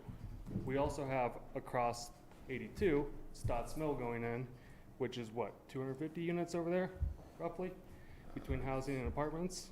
So with that addition, as well as this addition, has anybody actually calculated the new amount of housing that Basalt is going to acquire in the next 2 years, 3 years, as well as this and a grocery store and all the other businesses are downtown right now? I think that's all I gotta say. That's my time. Thanks, guys. Next, Rick. Stotts Mill's about, what, 113? 113? Yeah, 113 units. But with houses as well. Hi, Rick Stevens. Stotts Mill took almost 8 years to get approved. Yeah, right. It did. And it was intentional that when we created the urban growth boundaries that you talked about earlier, that's where we wanted development to go. We invested millions of dollars in infrastructure to get it out to the high school, which is a beautiful location. I was here as mayor when that happened. And it wasn't really a choice that we had because the school was going there. They're exempt from land use hearings. They pull a permit, they go. But that's history. I'm having a little bit of deja vu. One of the things I wanted to touch on was a strategic plan that's up there. Is a very congruent document that follows on the heels of the master plan, that defines an implementation strategy for the master plan. And that master plan focused on density in downtown, mass transit, and all the things that Mayor Kane has talked about and a few of us others have experienced in trying to get done. Jackie and I have a combined history here of about 50 years on this board. And you know, it's interesting to relive the moments that we've had, you know, in 1996 today, to see finally something coming that could take Old Town and turn it into New Town. We need that. We need a resettlement in Old Town. We haven't had a resettlement in Old Town in a long time, since Elk Run.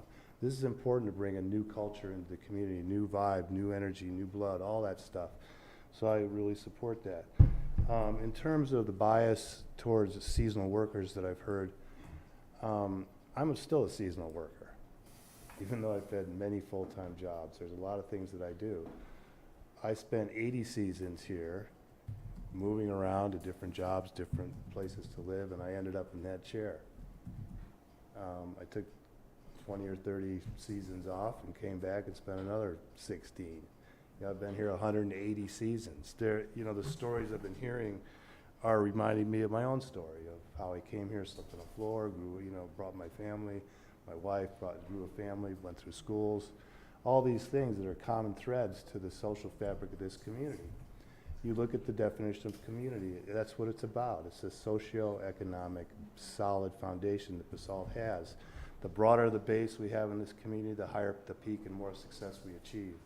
The environment is important. There's no question that climate change is coming at us faster than we thought it was. The built environment is critical to managing our environment, how we build our buildings, how we utilize our buildings, who is able to come and go, as Heather talked about livability and so on. The local economy is all local businesses right now. I don't see this as a threat to the local economy. In fact, the local economy in Willets is based on local businesses, with the exception of Whole Foods and Stead, for example. The rest of this, there's been people on this street for 30 years. I can empathize with Skip and the challenges that they face coming into a market like this where there's no employees. How do you grow your business as an entrepreneur or a young person if you can't find resources? And you know, sometimes it's not Bob Clark, sorry. It's not about the buildings, it's about the people that are in them. That's who we need to focus. Thank you.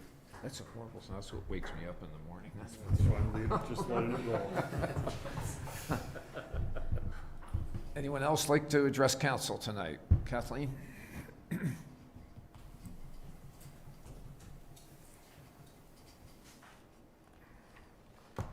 Say howdy neighbors again before I get up here, my time starts.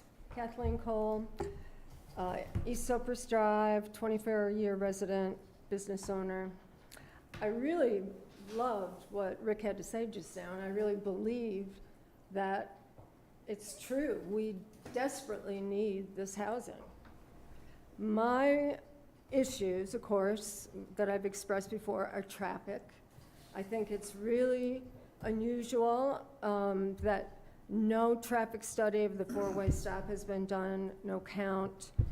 I think the trip calculation is what it is, but it's kind of, to me, it's almost irrelevant because those trips that they refer to back when City Market clerks were going, there was nobody at the four-way stop. I mean, this town was very quiet. Those trips in and through that four-way stop have quadrupled, if not more. I mean, it is going to be bad, and I would really encourage the council to get a real traffic count of what's going on there and see what the egress and egress on a left-hand turn is going to be out of that project. So anyway, but some of my other things are more technical, having to do with the final plan conditions. I'm just going to say this really quickly. A lot of people might not understand it, But I would urge you to vote no on the alternative condition number 3 that allows them to change the grocery store usage without further consideration from the council, and also on alternative condition number 4, which ties certificates of occupancy on the residences to the to at least a lease of a prospective tenant. I'm getting really dry.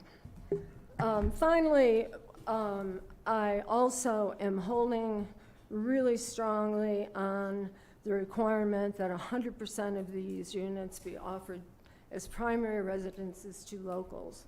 I don't really understand why they're holding 40%, 26 units out with no primary residency requirement or local residency.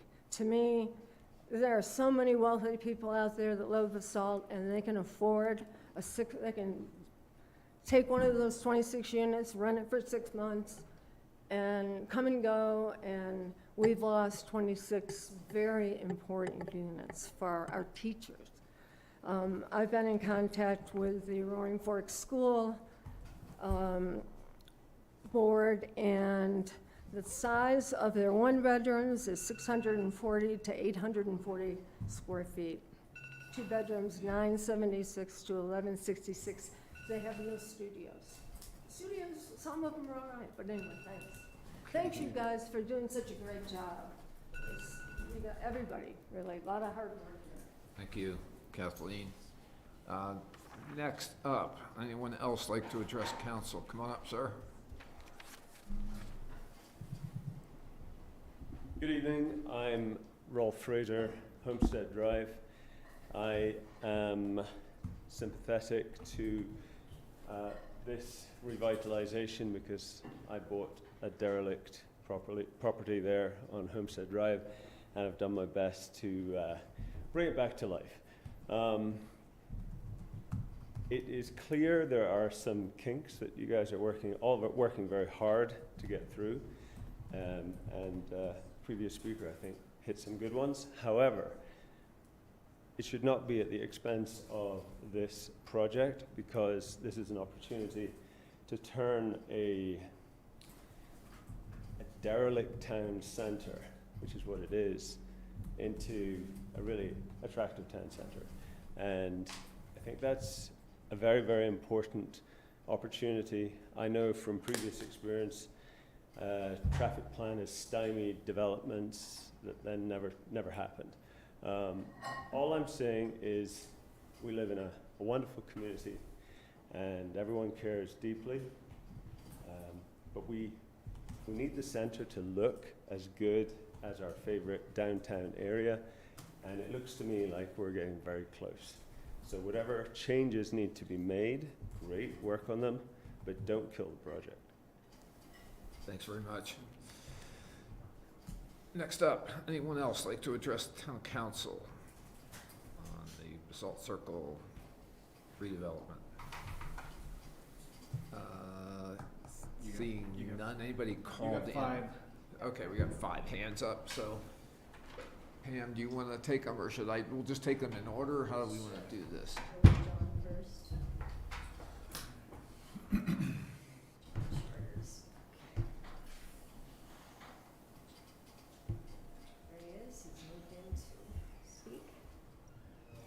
Hi, John, can you hear us? Yeah. Hey, how are you?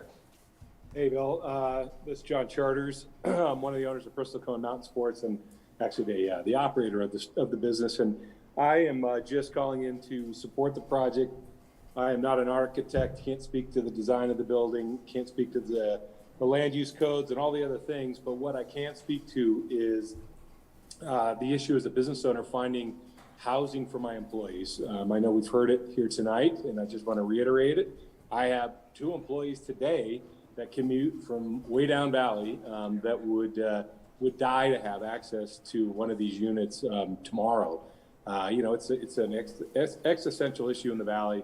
It's my #1 issue in finding qualified employees that want to live in our community and utilize all the assets that we have available to them. Yes, I'm in Willets, but I consider myself to be part of Basalt.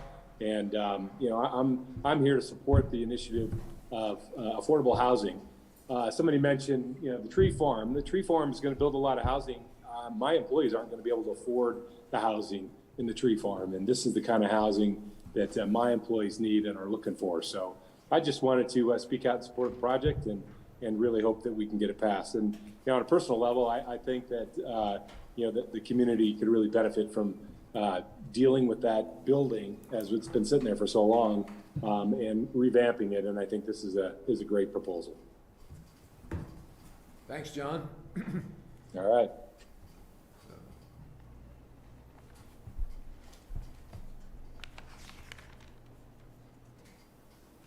Next up is Gardner Nichols. Gardner? Hello, everyone. Can you hear me? Yeah, gotcha. Perfect. Yeah, my name is Gardner Nichols. Live over in the Columbines with my fiance. I was born and raised in Aspen and went through the school system here. Moved away for college and then some career afterwards, and have moved back to the Valley. I've been back for about 2 years now, and we have loved living in Basalt. And I want to call in to give my support for this project. And, you know, we've seen this as a long, ongoing project with a lot of community feedback. And I think what the team has done with the space is really thoughtful. You know, we've seen the aesthetics change and improve and represent the rest of the town greatly. And I think, as we've all, you know, we've heard all night, housing is one of the Valley's top issues. And this is a great solution where you have, I think, a good balance of the number of units and then a mixed use space that can bring a lot of vitality to downtown Basalt. You know, if it were only a grocery store or only housing, I think you would be limited in the potential. And I think, again, what they've done with this project is a great balance with that. It's been very considerate. I think the process that they've gone through to get to the point where they are now. You know, we've heard some issues, maybe the traffic at the four-way stop. And I really hope that issues like that, you know, we can work through those. But I think a non-approval for this project is a huge missed opportunity for the Valley and a huge missed opportunity for young professionals like myself and my fiance who live in this Valley. So, yeah, I want to keep it pretty short. And I think we can all agree that what is currently in this space is not being utilized well, hasn't been utilized well for probably 10 years, and it's not the aesthetic the town needs. So again, this is a great solution, and I think they've done a great job aesthetically to match what the community desires. So that's all I have. Thank you very much. Hey, thanks, Gardner. Appreciate your comments. Next, we have Bentley Rager. Bentley Rager. Hi, Bentley.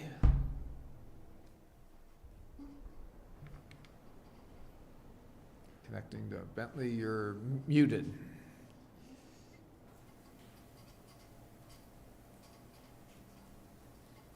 Bentley, can you unmute? There we go.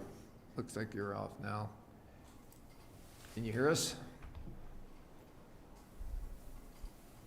Might go on to the next and see if Bentley can get her. We'll come back to you, Bentley. Next one, we have Fiona Hegest. Hi, Fiona. Hi. Hi. My name is Fiona Hagest. I live on 220 Riverside Drive. I grew up in Old Snowmass, and my mom has owned a house in Basalt since the early 2000s. And for as long as I can remember, that building has been an eyesore and in desperate need of an upgrade. I'm super appreciative of this project because I think whoever's willing to kind of dive in and, you know, work on something that is both community-based and also willing to take on a housing issue, which is something that's really present in our entire valley. That's a big deal. And personally, I would love for Basalt to have more of a community feel.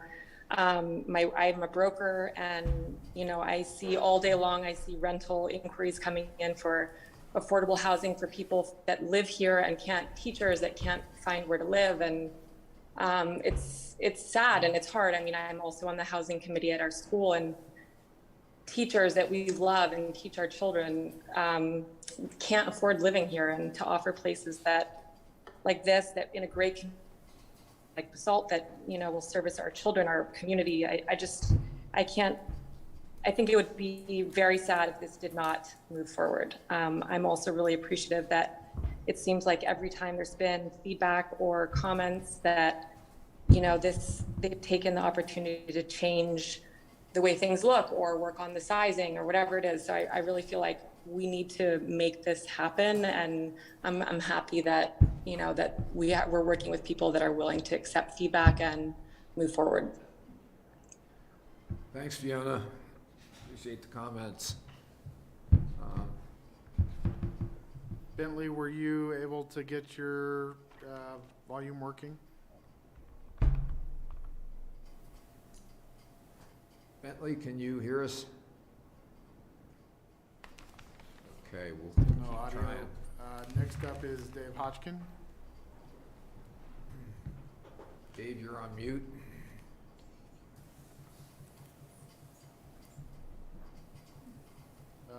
Dave, do you have comments? You're on mute. You're muted, Dave. Can you hear me now? There we go. Yep. Okay, great. Thank you. Hard to, sorry to be there in person, but I have COVID, so I'm appearing remotely. I have 4 points, and I'd like to see this, the developers solve this before the project is approved. Number one, and I think we ought to have the same consideration as Willets does. In Willets, you don't see any parking that's inside or below the building. And if you look at the facade that they now have, which I think is a great improvement, I appreciate the developers doing the front that they did. But on the side, the building's still on stilts and has louvers, and you can see the parking. What other towns do is you have the developer put faux storefronts along those sides, so at least it hides the parking and it makes it look like there's storefronts and vibrancy on that side. So I'd like to see the developers do that, at least on those 2 sides, on the frontage of Midland and on the side of the parking lot. The other is, guys, you've got to solve the parking. You've got existing tenants downtown Aspen that are starving for parking, and you're going to add to it. The guy that just said earlier that talked about the parking study, that was just a falsehood, because we all know there's not going to be a 40,000 square foot market there, and that's what they based their study on, to say there was going to be a reduction on trip counts. So the premise that they start on is just totally wrong, and the developers need to solve the parking problem. There's going to be, like you had one speaker tonight that said, hey, I lived in a 600 square foot apartment with 3 dudes. That's exactly what's going to happen here. You had another speaker tonight that says, hey, you know, like to when they have their 10 friends over. Well, those are going to, you're going to have a tremendous amount of parking, and you need to solve it. Otherwise, you're going to continue to starve the rest of the tenants that you already have, and the citizens and the businesses that you already have on Midland. Lastly, I believe you need to solve the access issue. You can't turn left even now on Midland Avenue, and this is just going to make it worse. And I've heard nothing from anybody tonight that says how they're going to solve it. And you can't turn left on Midland. If you turn right, then how do you get out of the loop? So right now they need to find a solution before this project goes forward. The last thing is, how do we ensure that these are Basalt residents and these are not vacationers that are willing to spend 6 months of time? Dave, we're going to have to ask you to draw a conclusion here. You've exceeded your 3 minutes. All right. So I pretty much said what I said, those 4 points, which is the facade, solving the parking and ingress and egress issue, and how do we ensure that they're Basalt residents? I appreciate the time you gave me tonight. Thank you. Thank you.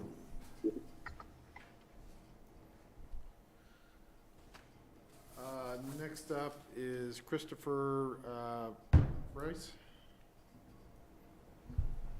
You're up, Christopher. It looks like you're muted, so there you go. You got it. Hi, my name is Christopher Friss. I just moved down to Carbondale, but I have lived in Basalt for a good part of the time that I've been in the valley, almost 10 years.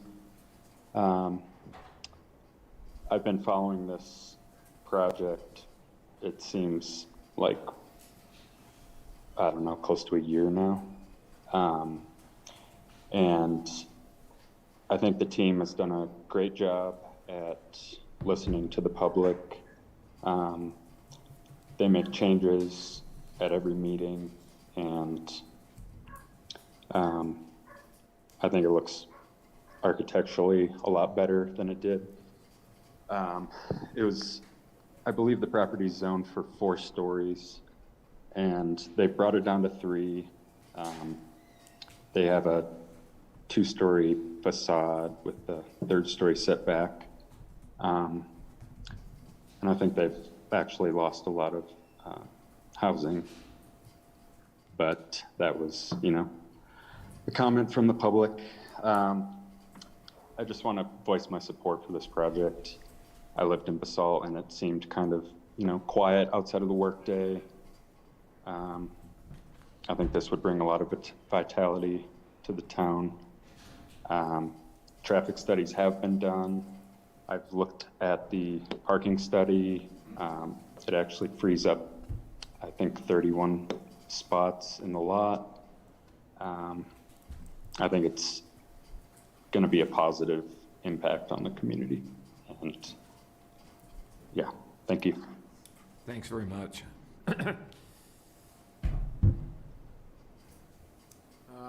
It looks like we also have Valerie.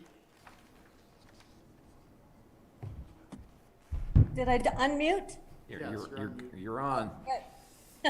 My name's Valerie Brewington. I live on Cypress Drive. I do appreciate the changes they've made on the front of the building. I think it looks much better. As the other person said, I think the side still needs some work. I like what they've been doing. I still feel it's too big for the area that they're putting it in. Parking's been brought up. I agree with all the parking issues. That 4-way stop, the river places haven't even finished yet. That 4-way stop has people taking their kids to school. It's our main access in and out of town for anybody that lives up the Frying Pan and coming across from the other side into town. I just don't see how that 4-way stop can handle all that activity and not upset people.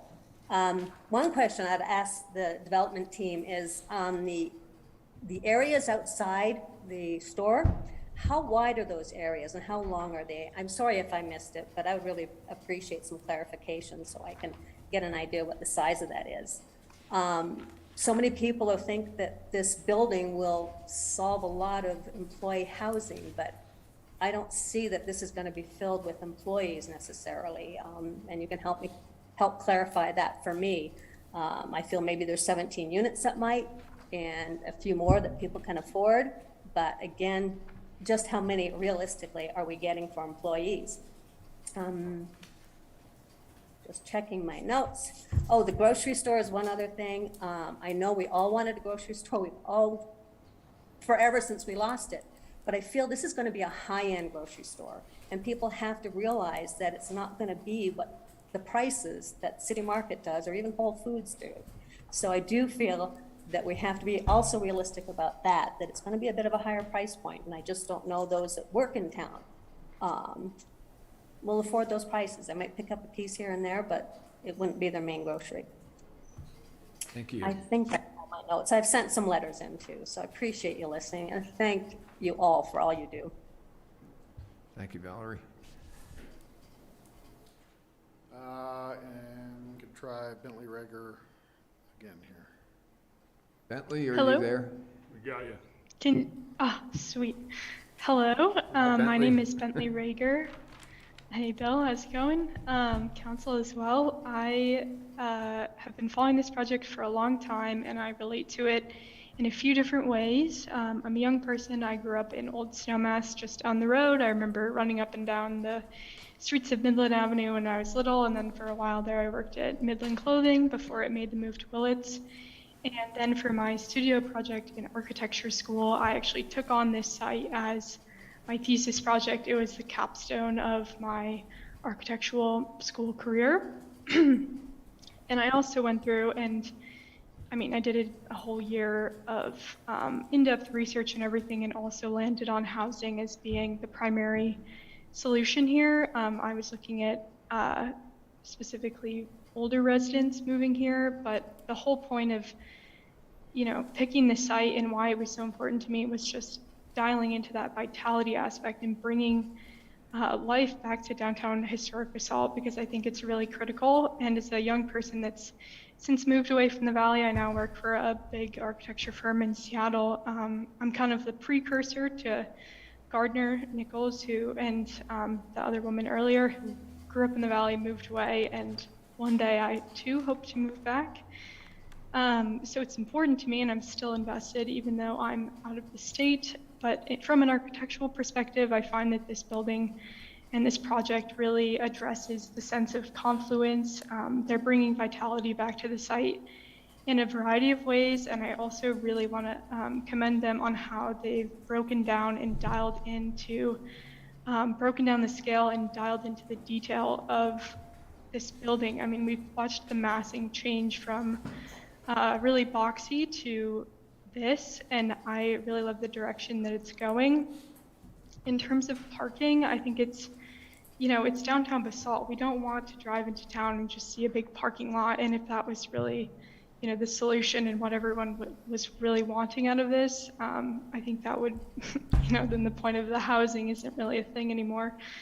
But it's really about the vitality piece, and I think at the end of the day, when this thing is built, we're all going to be asking for, more of that outdoor dining space and maybe a splash pad for kids to run around in, right in the downtown core, because it really is the heart of Basalt. It's right next to Town Hall, which I'm sure will also be slated in the future for a beautiful revisioning, as well as the brand new park. And so in terms of somebody who's, past resident, hopeful future resident, as well as the studio apartment renter at the moment, I'm a fan of this project, and I want to commend the team on all their work, and then everyone who's just been involved through this process as well. I think it's pretty exciting, and no matter what comes out of it, it really is about that small town character, and the fact that I'm even speaking here in Titan still draws to that. So thank you. Thank you. Can you hear the bells? Bentley, thanks very much. We really appreciate the comments. Bentley's a very talented young architect and a great spokesman for this next generation is coming up. So thanks for your comments. Appreciate them. Anyone else on that list in the waiting room or hand up? Looks like that would be it that has their hand up. Okay, one last pass through the audience. Anyone else want to address council before we move on tonight?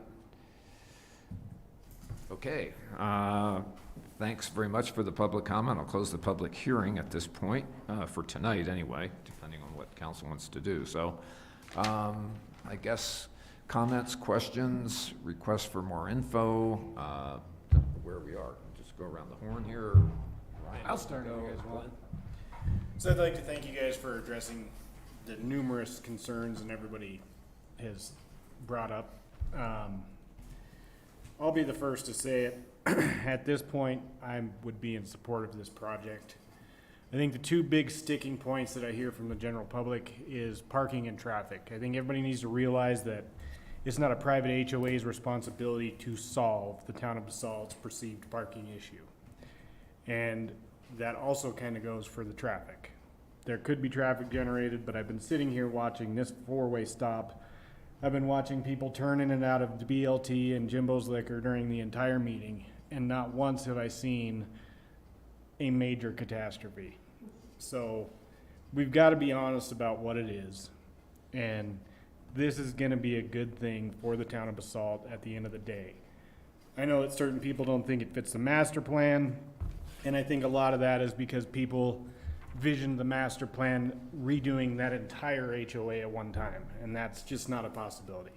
You don't own the gas station, you don't own the hotel, you don't own the bar, you don't own all the other businesses that are in there. So for where we're at, I think that this project has come a long ways, and I'll be the first to throw my support behind it.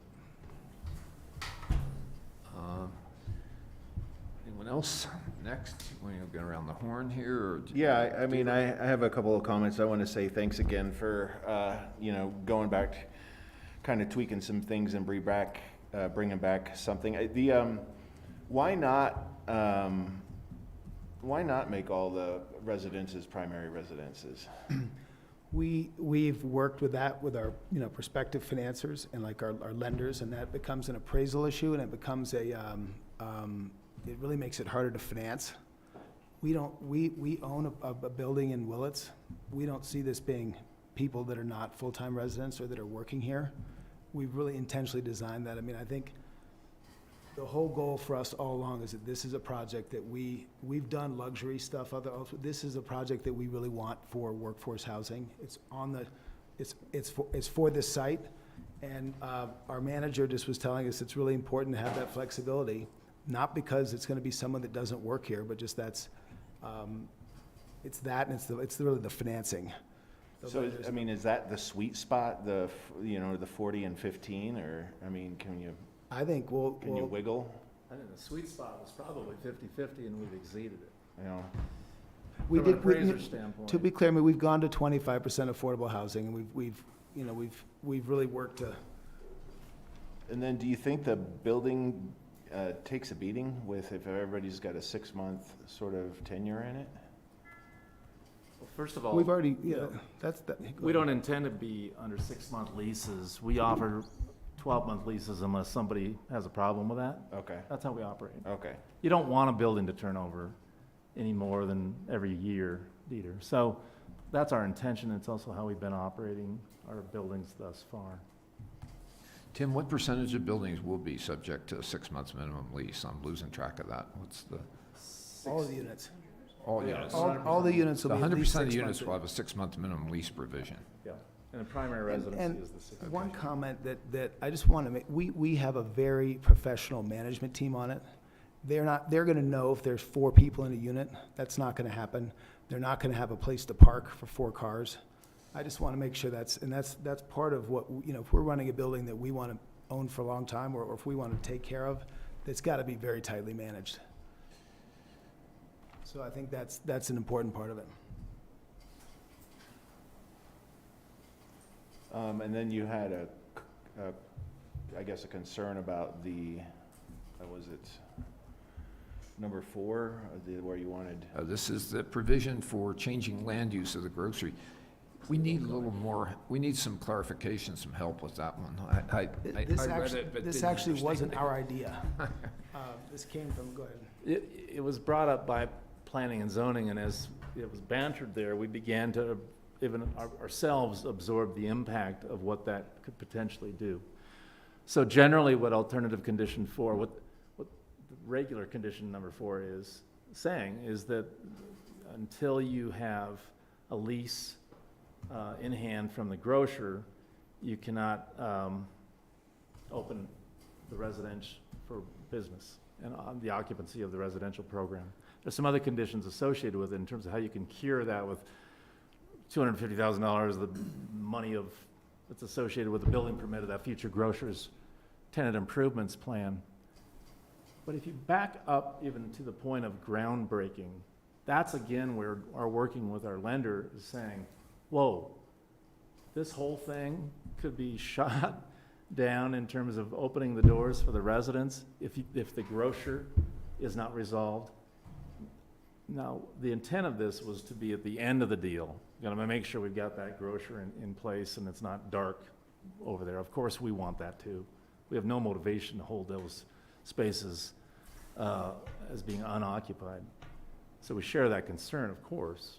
But if you really move upstream, what you've got is a bank lender who says, we may have a real problem here on even allowing you a construction loan, because we see the risk out there of a sole, operator being able to rock this whole program. So that's the risk that we've been woken up to through this analysis, and that's why we feel it's too harsh. And we also want to remind council that we share those goals. We want the residents to be done as fast as possible and occupied as fast as possible. We want the same for the businesses, for Gonzo's liquor store, for the grocery operators. All those things that happen, we share those interests. For people to think, if they do, that there's some motive to not occupy the grocery store, tell our bank that, forget it, and we of course need to have that done. Right. So does that help? Did Open to more the questions. planning commission take a position on the alternative language? They did. They supported the condition as it was without the alternative language. Okay. And then, Okay. just finally, in the interest of sort of sustainability, there's a lot of roof space on that building. Have you considered a solar array or at least parking something there that can tie into a Absolutely. that can tie into a future, grid? Sure. Well, the first of all, the residential is all electric, right? So we'll definitely have solar on the top, not just. And I think we would expect to exceed, the Basalt Code's requirements. I think we would like that's a great offset for the operating cost of the building. So it'll make it more attractive for residents, and it makes it more efficient to operate for sure. Cool. David? Sure. First off, commend you guys for all the work you've done the last 2 weeks. I really like the design a lot. I think it's kind of a nod to the town's history, and it respects the place that it's in, and I think that's kind of the zone we're looking for. So way to go there. I'm also grateful for all the comments that we've had online, in person, really constructive stuff. I think second reading is going to will probably be some more tweaks, and there'll be some more improvements, and that's going to be really cool. So that went really well. The only question I have is, do you have a north elevation yet? I know it's only been 2 weeks, so I don't know if there's a north elevation, and what might that look like? Because there is quite a bit of visibility from Midland from that angle. We really spent, the answer is yes, we spent, the biggest focus we had on that was the view. We have a slide of view from Midland. We brought that building down a floor to really make sure you could see the ridge line above it. That was important for people, and that was part of the response we had to the feedback. I think there'll be a window, some angles you could see through in there, and right? I mean, correct me if I'm wrong, but Yeah, sorry, we didn't bring it today. We did. it's okay you didn't. I just want to make sure that gets No, addressed. we did the rendering that showed it, kind of photoshopped in with what the building could look like. It doesn't break the ridge line of behind from Midland Avenue. Also, we brought that down from previous meetings in scale. We changed the roof form, we added more articulation. It has wood siding, so it feels, good on that elevation, as well as with the redesign from going from the 4-story to the 3-story, where the building was in the middle.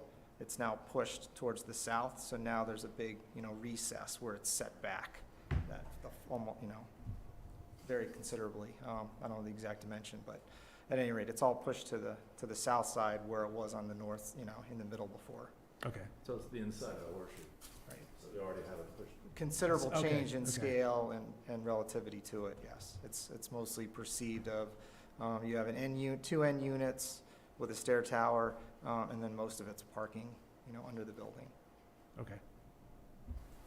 Thanks. I would.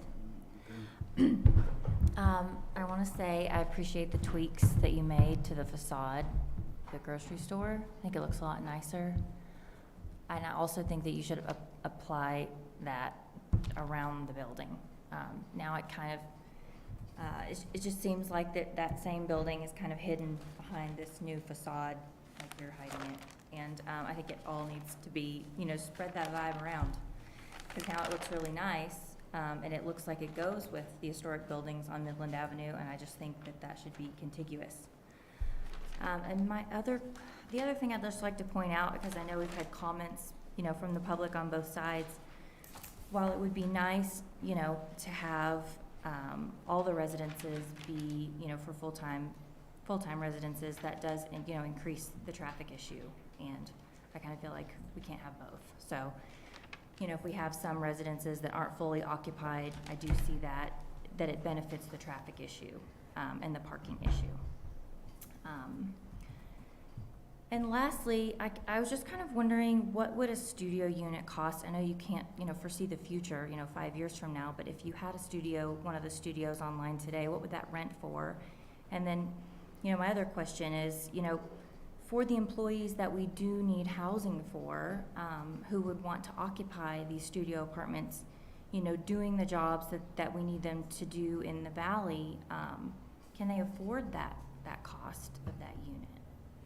Because I think it's great to build these, smaller units, and I know that we need people to do these jobs and occupy them, but, is it a $2,000 a month, studio unit? I mean, what?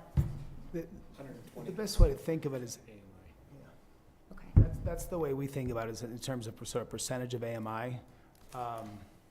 And, costs are moving, rents are moving. We're in that sort of 120 to 130% of AMI, and I think our, is that the right? Am I right It's with that? 120 drifted up to 140, but it's still well within that AMI number, yeah. And that's part of the appeal, is with a smaller unit, you can keep it down in that range. Okay, thank you.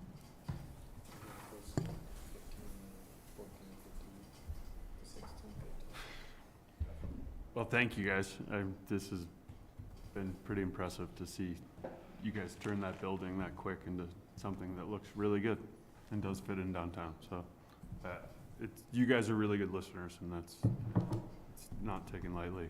I still have a slight problem with the traffic study. I know it's not your guys' job to manage traffic in Basalt.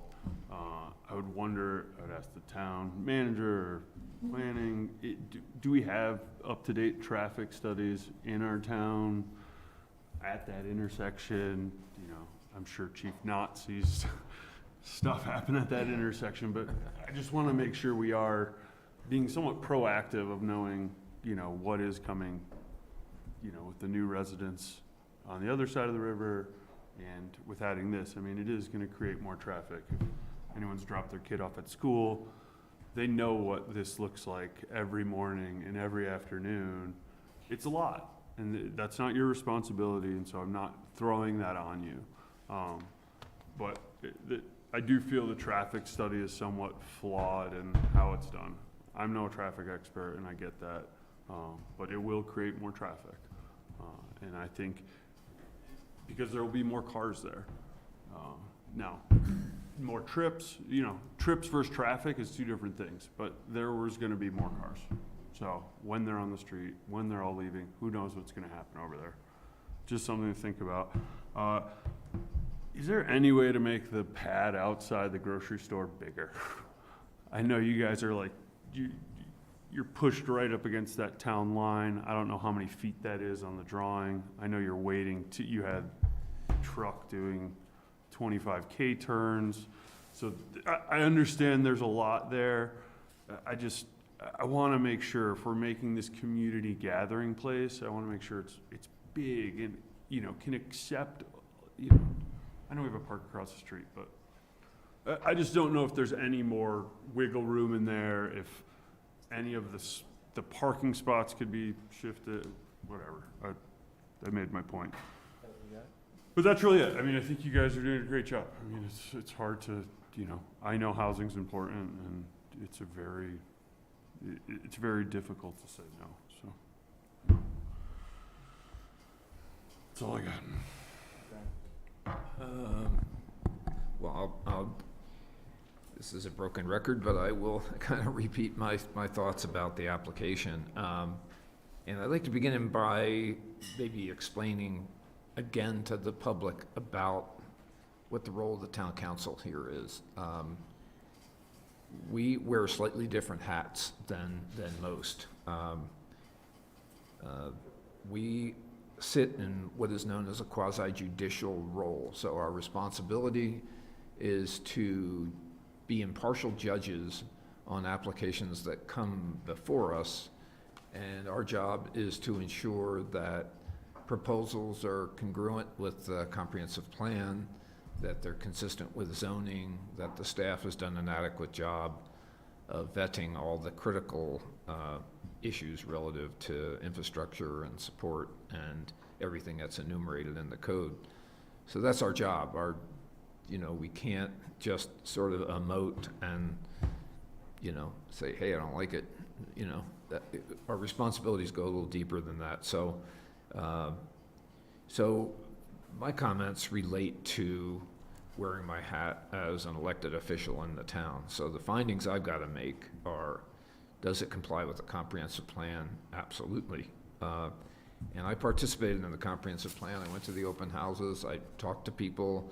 I campaigned in this town. And the big issues were the park and redeveloping the grocery store. So I feel a serious obligation to getting this done. It's density where it belongs. It's transit-oriented development. It's 160 feet from a major RAFTA stop. It's a local stop, or you can walk across the highway and get the BRT stop. We now have Basalt Connect. Basalt Connect will be sitting right in front of this building. That will mitigate auto travel. This will create community housing. This is young, professional housing. I still am associated with a design firm, employs 50 people in the valley. They're going to have 8,000 square feet on the park in about 9 months. And I can assure you that half of these folks would die to be in any one of these units in this building. So there is enormous demand for this. It's transitional housing. I sympathize with the comments that, hey, this is really not going to be attractive for somebody that has a wife and 2 kids, or husband, or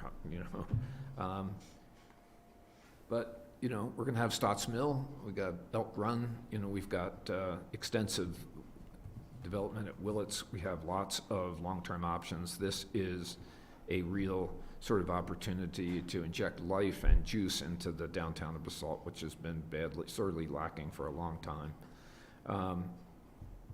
So the new urbanist approach to the market is a great idea. I think that I do want to have a little more discussion about the condition. I thought that there was. I read this 5 times, and I read the condition about providing 150% of the tenant improvements, or $250,000, and posting that as essentially a bond. I don't know, can somebody talk about that for a minute? Explain that a little bit more. How is that going to work? If the residents are being opened and the grocery is under construction or in permit mode or whatever upstream of that even, if that's the case, then the applicants, the owners of the property, would post financial security to that amount bill, 150% of the value of what's drawn on those tenant improvement drawings, assuming they exist. Right. Or $150,000, whichever's higher in amount. I can assure you it'd be the 150% of whatever that drawing is, assuming the drawing existed. That's so far downstream, we're not even worried about it. Okay. It's more upstream of that, that when the building permit is being sought, groundbreaking is being sought, the construction lender sees that there's the ability to not open the residences at all if the lease is not in place. That's the biggest risk we have. Okay. Can I ask a question on that? When the River Park was approved, the development over there, wasn't there a similar condition that was in place for the restaurant? Glenn, I think there was some similar theme to that. Yeah, there was. Much smaller, much smaller scale of things. This is the whole second and third floor being inoperative. the perspective of a bank, for instance, thinking through worst-case scenario, because that lease didn't materialize somewhere during construction, if that's when it comes in, and that's probably when it will come in. Lenders seem to take the worst, they look at the worst possible scenario all the time. So they would say, okay, we've got a lease, what if this operator doesn't, what if something happens to the operator? They're just thinking, what if we build something and the units can't be occupied? That's their mind, and so that's what we've become present to in the language that makes it hard. In Basalt River Park, for example, it was the requirement of having the restaurant. That was obviously considered an amenity. And I think my understanding was the condition was if you don't have the restaurant open by a certain period of time, then you have to post a certain number of dollars. Correct? That's what it was, yeah.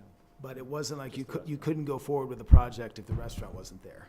What's the nature of that? Is it a letter of credit or a bond or, an escrow account or what? How we One do or the that? other. Yeah, It's okay. probably Jeff, you might have an answer on that, but it's some version of that. One of those. I Yeah. think there's options. Yeah. I think the ordinance is drafted for an escrow agreement, but otherwise financial security. I think what Andrew. That part's not major. Go ahead. Well, what you did a nice job of saying is, at River Park, it was the restaurant that was being addressed as part of the restaurant area. The restaurant couldn't hold up the whole project, and that's kind of what's going on here with this idea. Yeah. I'd like to just bring up one other point, and I know you guys are proven operators. We've seen what you've done over there. You guys can prove you can get a project through and started. I do worry in the financial environment that we are possibly teetering into. How can we guarantee that we don't have a giant hole on our hands once you guys get started and the economy collapses and it's, let's say it's 2008 all over again, and now all of a sudden Basalt has the new Snowmass project that's sitting semi-vacant for, it's different scale, but for Basalt it would be a big deal. Is there any type of, I know. You see how conservative we looked? So I think that was the concern voiced by Kyle on the planning commission. He was saying, what if, the world changes and the grocer, we don't want the grocer to not let the housing go forward. Mhm. That was his comment. And we reacted to that, and ultimately they didn't approve it as a board. But we really would like some flexibility on that. So that's really the only request that we've got.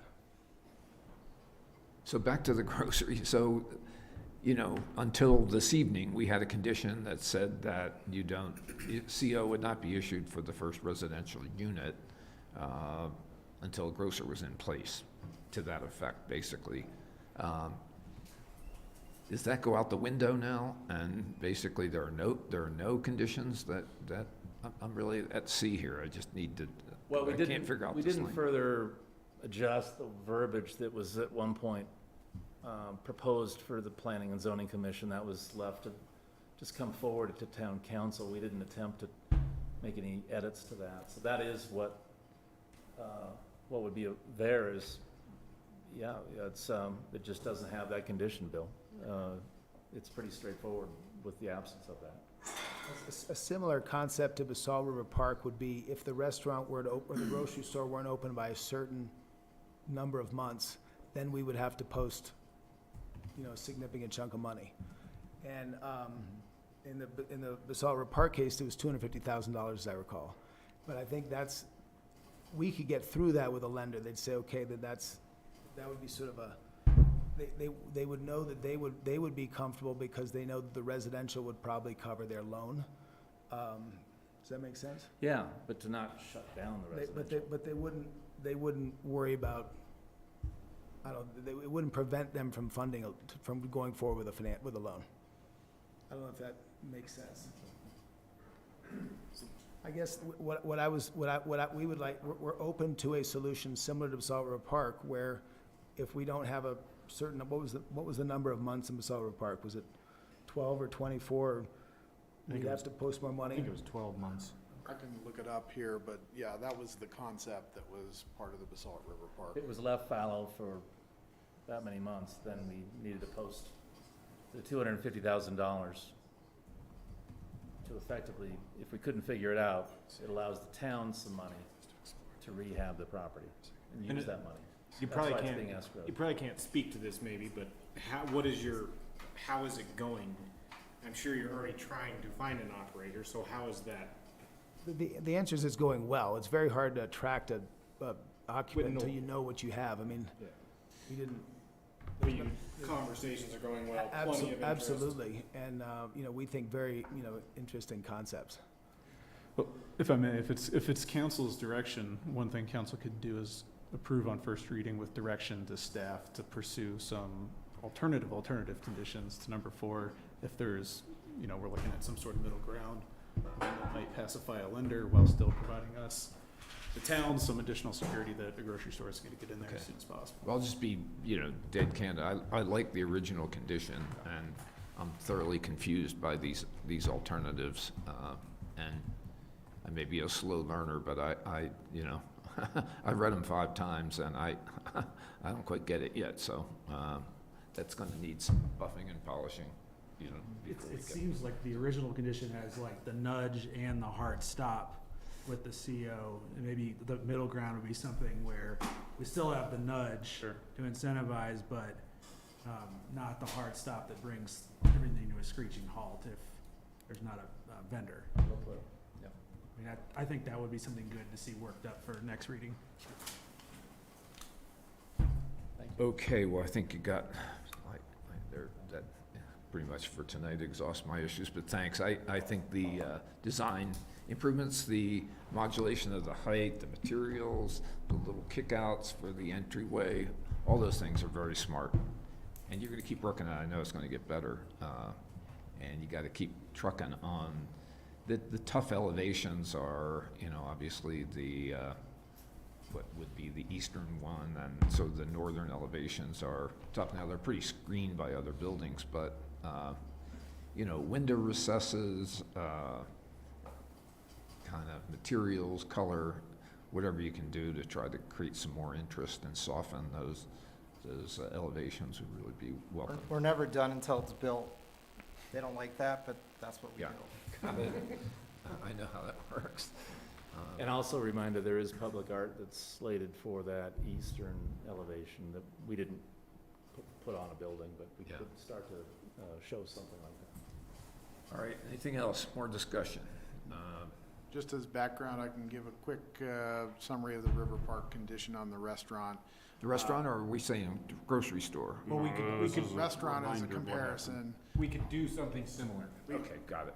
The way it was written is prior to the 15th CO in the River Park, if the applicant didn't have the restaurant up and running, they were required to put up $250,000.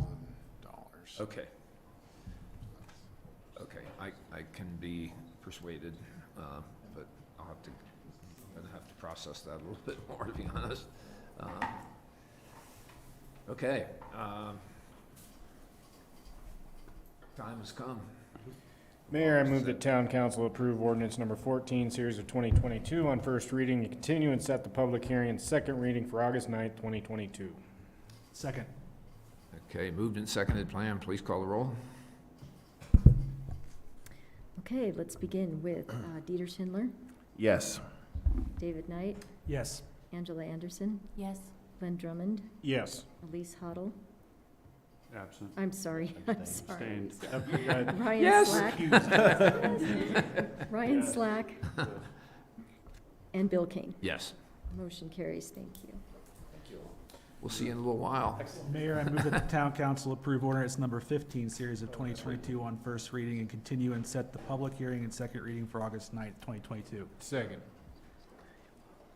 Do we have 2 votes? Yeah. So, Wasn't sure if that's what that was. so we got a motion and a second. Pam, we'll have to call the roll on this one also. Absolutely. Let's begin with Angela Anderson, Yes. Glenn Drummond, Yes. Ryan Slack, Yes. Bill Kane, Yes. Dieter Schindler, Yes. and David Knight. Yes. Motion carries, thank you. Thank you guys for compromising and working with everybody. Yeah, good work on.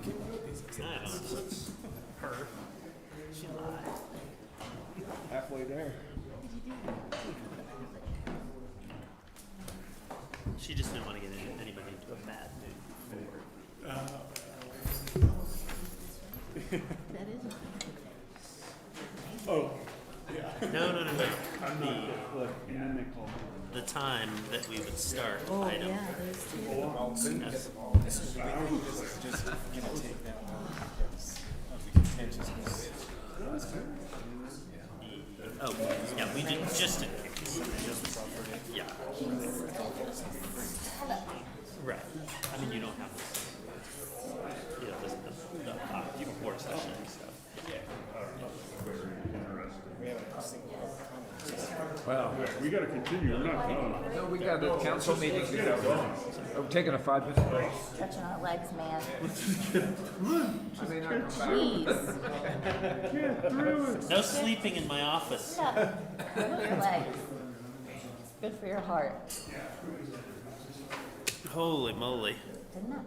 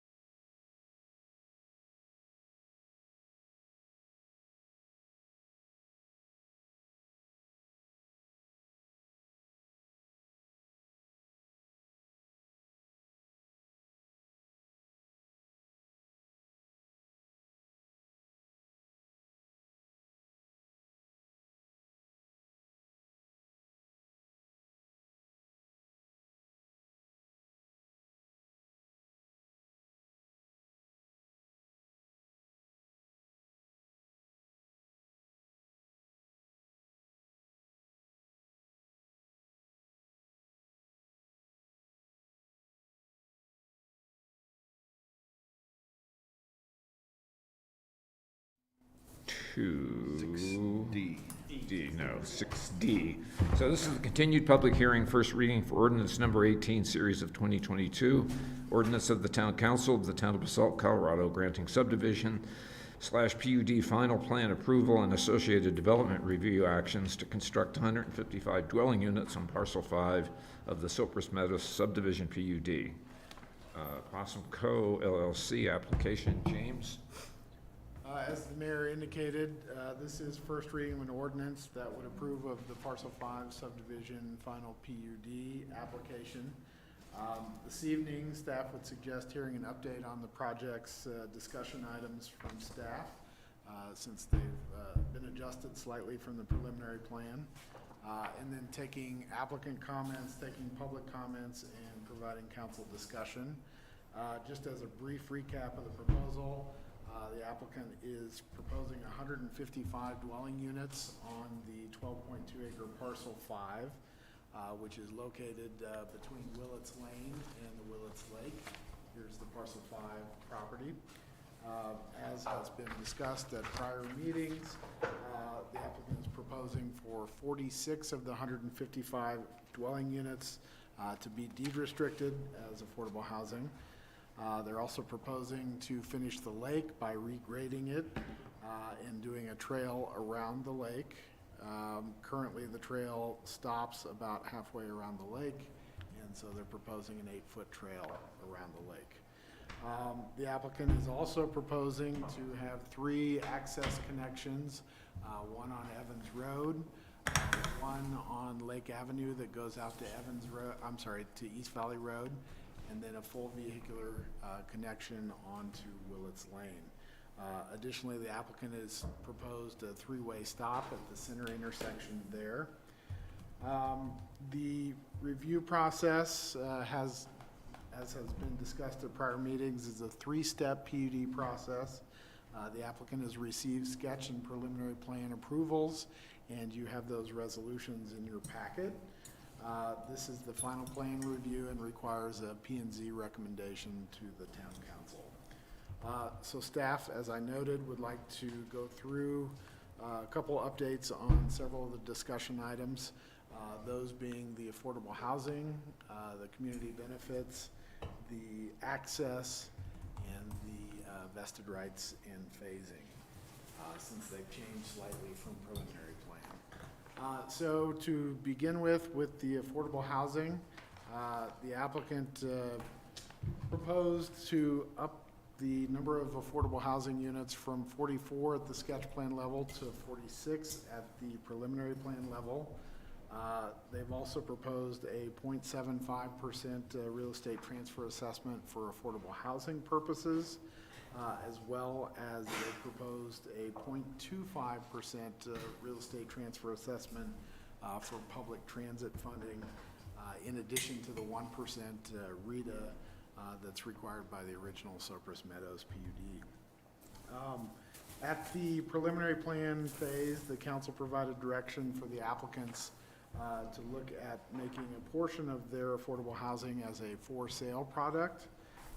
In response, the applicant proposed to make all 46 units that they proposed as for sale housing for missing middle to individual and families making up to $250,000 a year. As history, the Basalt Affordable Community Housing Committee, BAC, recommended against that proposal and wanted a meeting with the town council. And so council and BAC met as part of the introduction to the final plan review. BAC desired a portion of the units to be category 2 rental, and the council desired to maintain a for sale component of the missing middle project. And so the applicants have agreed to do the missing middle for sale product as the first building, and then do a category 2 average rental for the second building.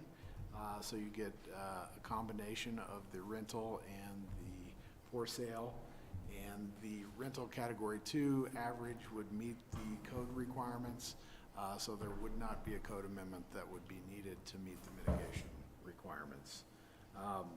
So that is how it's been included in the draft ordinance that you have in your packet. The P&Z reviewed that. There's also a provision in there that would allow the applicants to come back to the town to be able to take advantage of future code amendments that may happen to the housing mitigation requirements if the town were to change those. Bach and Council both expressed at the joint meeting that we had that we need to take a look at our mitigation standards. In addition, related to the affordable housing, Bach had previously recommended approval on the physical layout and the mix of the units in terms of bedrooms. Other topics that we have for discussion items include the community benefits. As was noted, the applicants have proposed to up the RETA for a 0.25% real estate transfer assessment to go to public transportation, and this would be in lieu of providing bus passes for the affordable housing tenants. The applicants thought we would get more bang for our buck in terms of traffic mitigation. And so that's included as part of the draft conditions that you have in your ordinance. In addition, as I noted, they have an overall 2% real estate transfer assessment with 0.75% of it going to affordable housing, 0.25% going to public transit, and the additional original RETA from Sobers Meadows. They're also, as I noted, proposing to finish the lake and the trail around the lake, as well as provide a playground. And so those are all provisions that are reinforced in the draft ordinance. Other discussion updates include the access and parking. The applicants, as I noted, are proposing 3 access points out of the development, as was required by emergency services. At the preliminary plan level, David Myler provided a letter to council. He was representing 14 homeowners in the vicinity, and he ultimately negotiated with the applicant to remove the parking near the connection of Evans Road and the proposed Possum Lane, as well as to provide landscape screening between the buildings of Park Modern and the access road. And so the applicants have responded by providing a landscape plan in their application that does remove the parking near the intersection and between the buildings. It also provides a vegetation screening between the buildings and the roads. And the ordinance contains conditions reinforcing that they need to comply with that landscaping plan. And then finally, the other discussion update includes the vested rights. And the applicant proposed a 10-year vested rights period as part of the sketch plan as well as the preliminary plan. At the preliminary plan phase, the P&Z recommended a 7-year vested rights, but council, in discussing the preliminary plan, was supportive of the 10 years of vested rights, so long as they were able to complete the public improvements within 4 years. And so that some of the for sale product on the housing, it was felt that the 10 years was necessary in terms of the vested rights and the phasing. So that's the way it's been set up in the ordinance. It does have the provision for the applicants to complete the public improvements within the 4 years after the approval. It also requires that the necessary approval documents be filed and reviewed and approved by the town attorney. So those are really the updates on the discussion items since the preliminary plan phase. Staff would suggest this evening hearing additional comments from the applicants, taking public comments as it is a continued public hearing, and then providing council discussion. Thank you very much, gentlemen. You know, I think you've heard us try to explain what we're trying to achieve here. We feel good about where we are. We feel good about the process, and I don't think we feel we need to add anything, but we're certainly happy to discuss anything and answer any questions and clarify anything you'd like. As long as these two switch their name tags again. Oh, sneaky. Who's doing that? Kind of a stickler there. That happened I guess- last year. Yep. And I guess, you know. Okay, in the spirit that this is indeed a public hearing and first reading, I will open the floor for any from the public. There is no public here present to address council. Anyone that called in? We have several people on the attendee in the Zoom call. Would any of you like to make comments on this item? If so, please raise your hand. Not sure, I don't think Dan Blankenship does. Yeah, I don't know that Dan's here to comment on that. Colbert Smith, I don't know. No? Nobody's raising their hand. Okay, and questions of council for the applicant? So, The only thing I would add is, I know that this is where we landed, but personally, I think that, you know, we're missing an opportunity to put 46 for sale units out here. And I know that the reason we did it was because the code says what the code says. But I'm gonna use our previous approval that we just did. We amended the code to make it possible. So it's possible to do these things. And I think we're missing a huge opportunity to allow 46 people that live in Basalt the opportunity to buy a house instead of just giving them 23. I'll still support it, but that's just how I feel. guys are gonna get dizzy. Anyone else? Comments, questions, council? Did you want to let? Yeah, do you want to respond to that one? Well, you know, from a community building standpoint, I think for sale will be different with a longer, I think those residents will, when they buy, they will be making a longer term commitment to our community. I think that's a good thing. And I guess the other thing is, these are HOAs with a lot of issues, and having been involved in some HOAs, finding competent people to participate in those is not that easy. But also, I just think homeownership is going to build more community there, and given that, as you pointed out originally, Bill, you've got a lopsided, you know, you don't have much for sale product, and I think it's a really healthy thing. And I think what's left in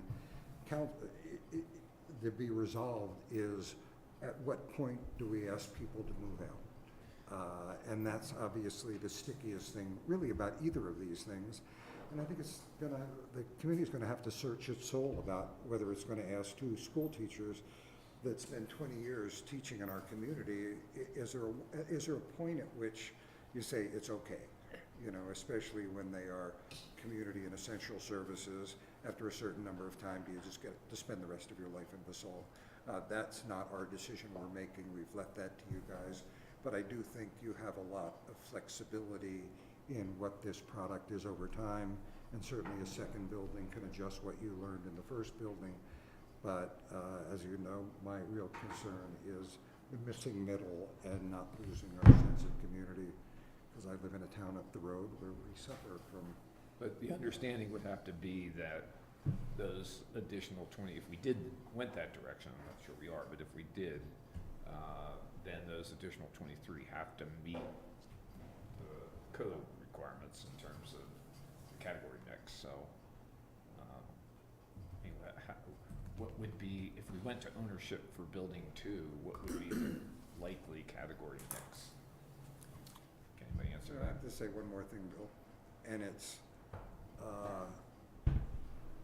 maybe I should just let it go, but it just seems like home ownership is something we earn in life, and I'm not sure, it just seems like, given the responsibilities for the costs of your building, when you're all of a sudden in an ownership building, when it's time to replace the roof, when it's time to maintain the buildings, I know baked into the formulas are HOA dues and whatever, but I'm not sure that the community is quite as homogeneous if you try to accommodate all of these different income levels.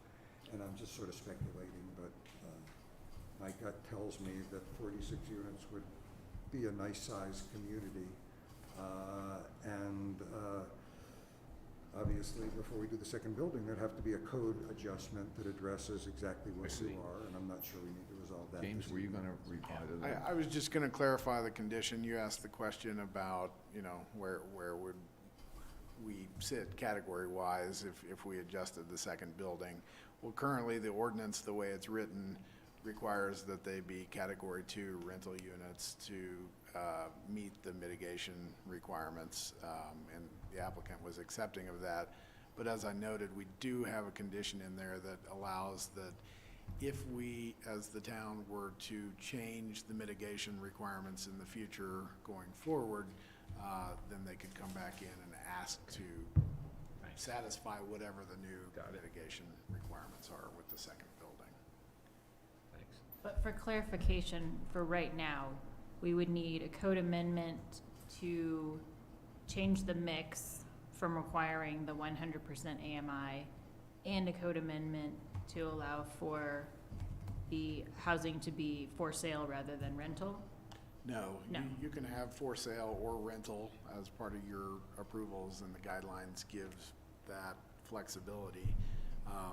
But to go above the Category 2 for the mitigation, you would have to have a code amendment.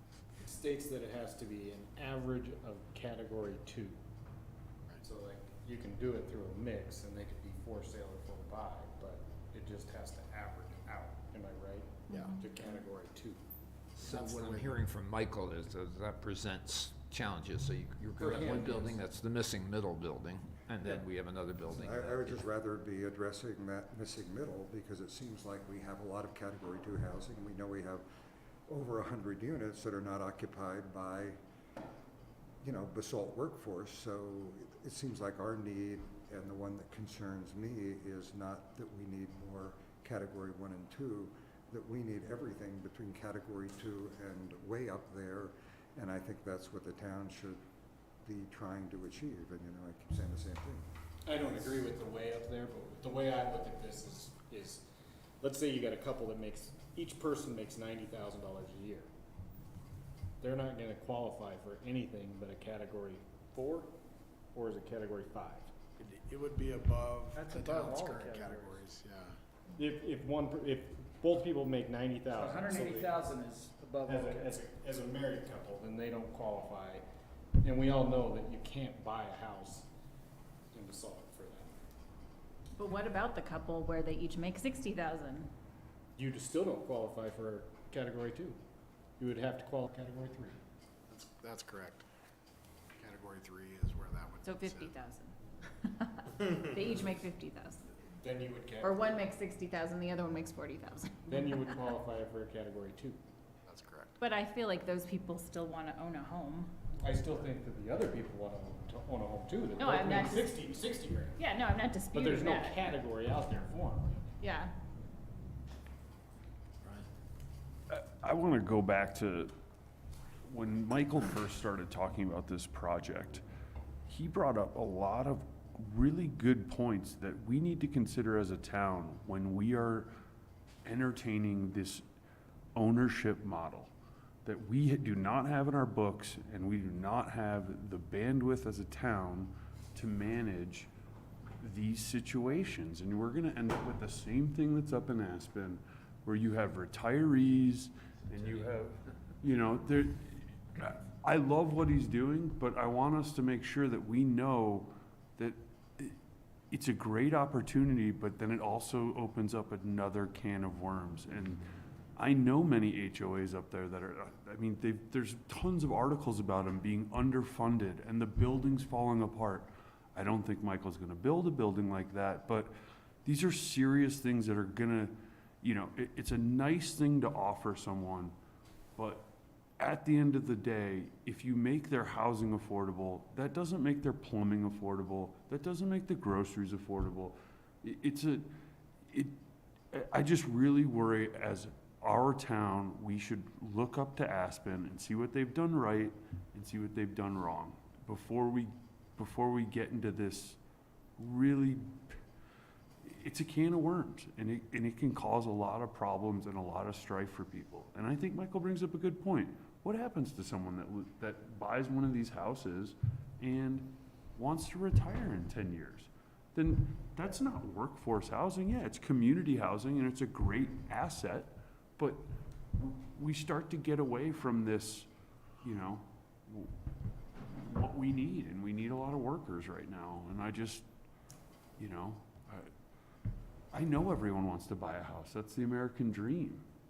You know, I want to own a Ferrari, but that doesn't mean that I can find one affordable. You know, like, I don't know. I just worry.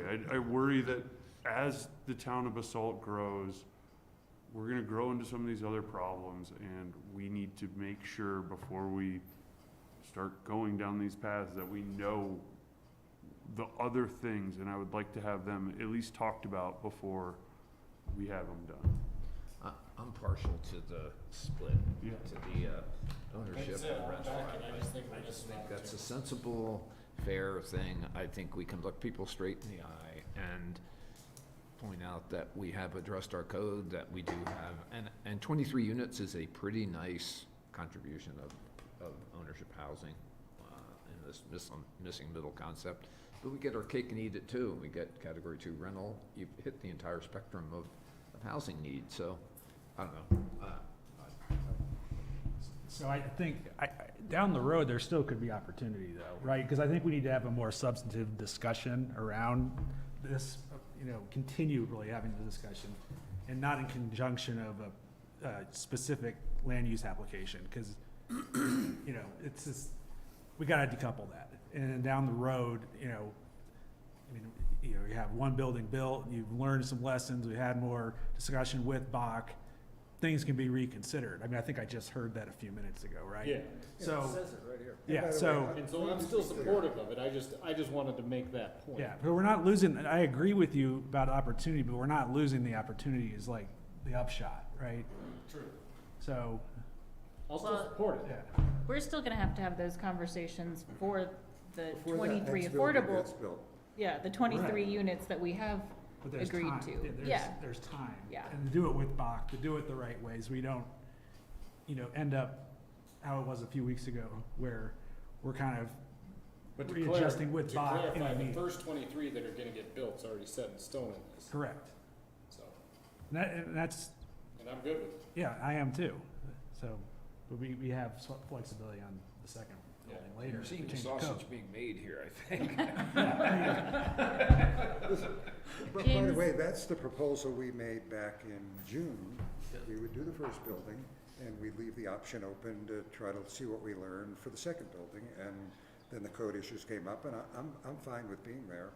And I just have to warn you guys, I'm gonna try to keep pushing us towards that missing middle in anything I do, because that's my issue, you know, but that's all. But I'm fine with where we are this evening.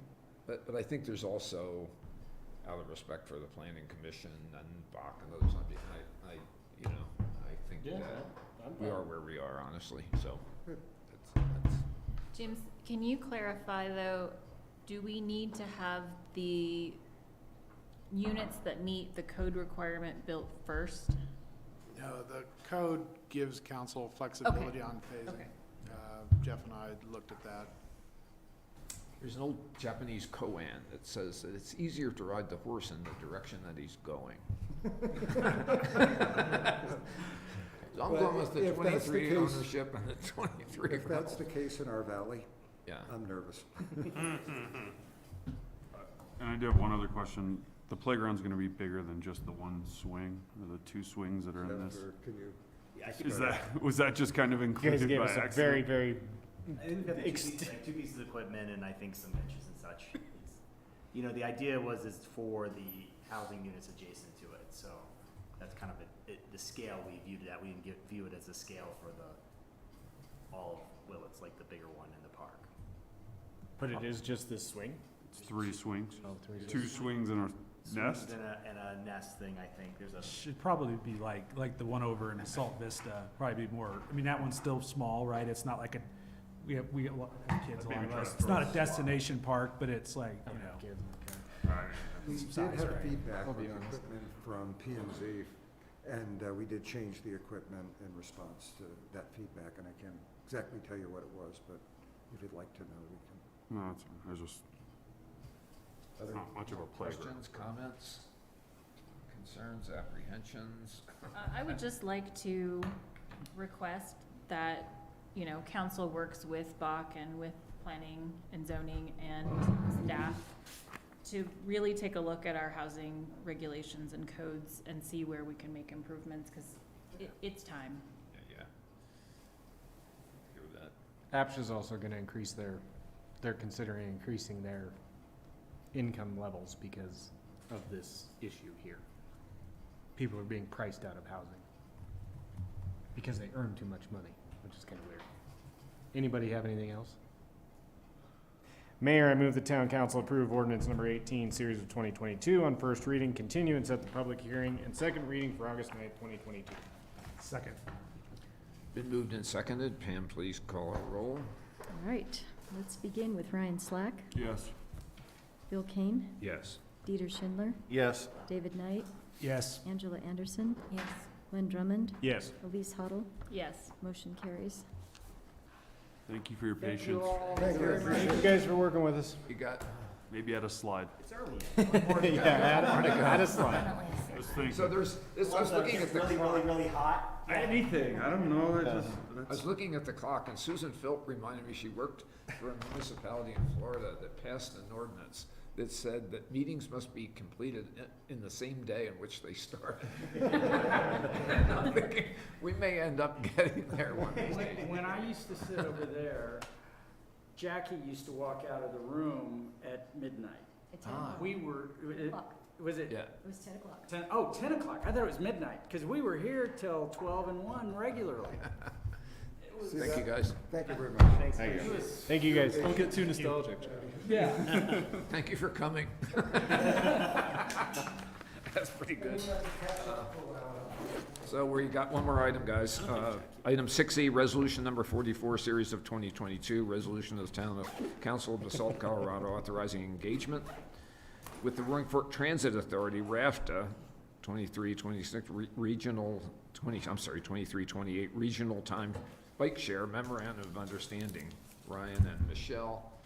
And I can't believe Dan's still on. Dan, It's been on all, Dan is, huh? he's been on the whole meeting. Yeah, Dan, you are a saint. You are going to get canonized. This is, this is amazing. Just left the computer running somewhere. This is the busiest man I know, and he's kind of hanging out. Bill, I can open this item. So, tonight, you're right, we do have Dan Blankenship and Myrta Mallory online. Seems like it got a lot louder. Dan, we kept you to the end. Here we are. And I'll just give you a brief overview of where we are and then turn it over to Dan. RAFTA is proposing the 2023-2028 Regional Bike Share Memorandum of Understanding. It is a draft, and all surrounding jurisdictions are also reviewing the draft. The MOU pertains to the Basalt's bike share program, including expansions and continued operations and maintenance thereof. The bike share system is an important tool in achieving our master plan goals of reducing our greenhouse gases, increasing connectivity between east and west Basalt, and generally to the valley. The adoption of the final 2023-2028 MOU is contingent on all of the other supporting jurisdictions adopting the MOU. So tonight you're looking at the draft MOU. Dan will speak to how that relates to the other jurisdictions. But for Basalt, we're seeing that our operating costs in 2022 were $30,000. The proposal is to move this up to $53,000 for the next 3 years as the bike expansion project listed in the MOU is completed. Staff is requesting that council adopt Resolution 44 tonight to enter into the draft MOU and ultimately allow staff to adopt to sign into the final MOU as long as no significant changes occur. So with that, I'll turn it over to Dan and Myrta for any additional comments. Hi, Myrta and Dan. God, sorry to keep you guys up so late. We just had a big night here in Basalt.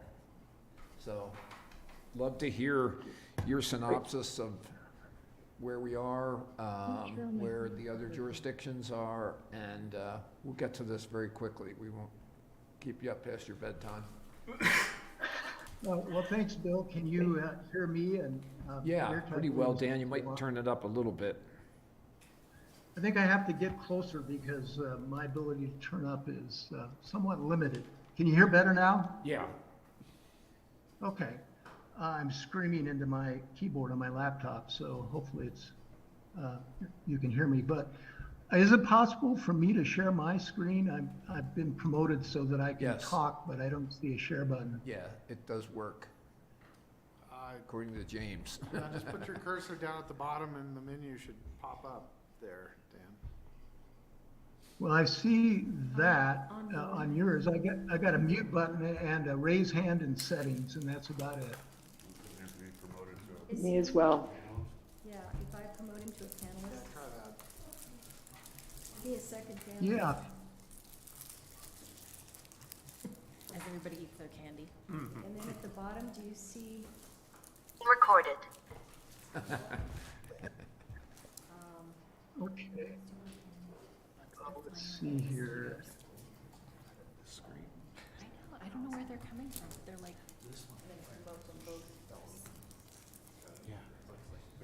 Okay. Oh, there we go. Perfect. Crazy.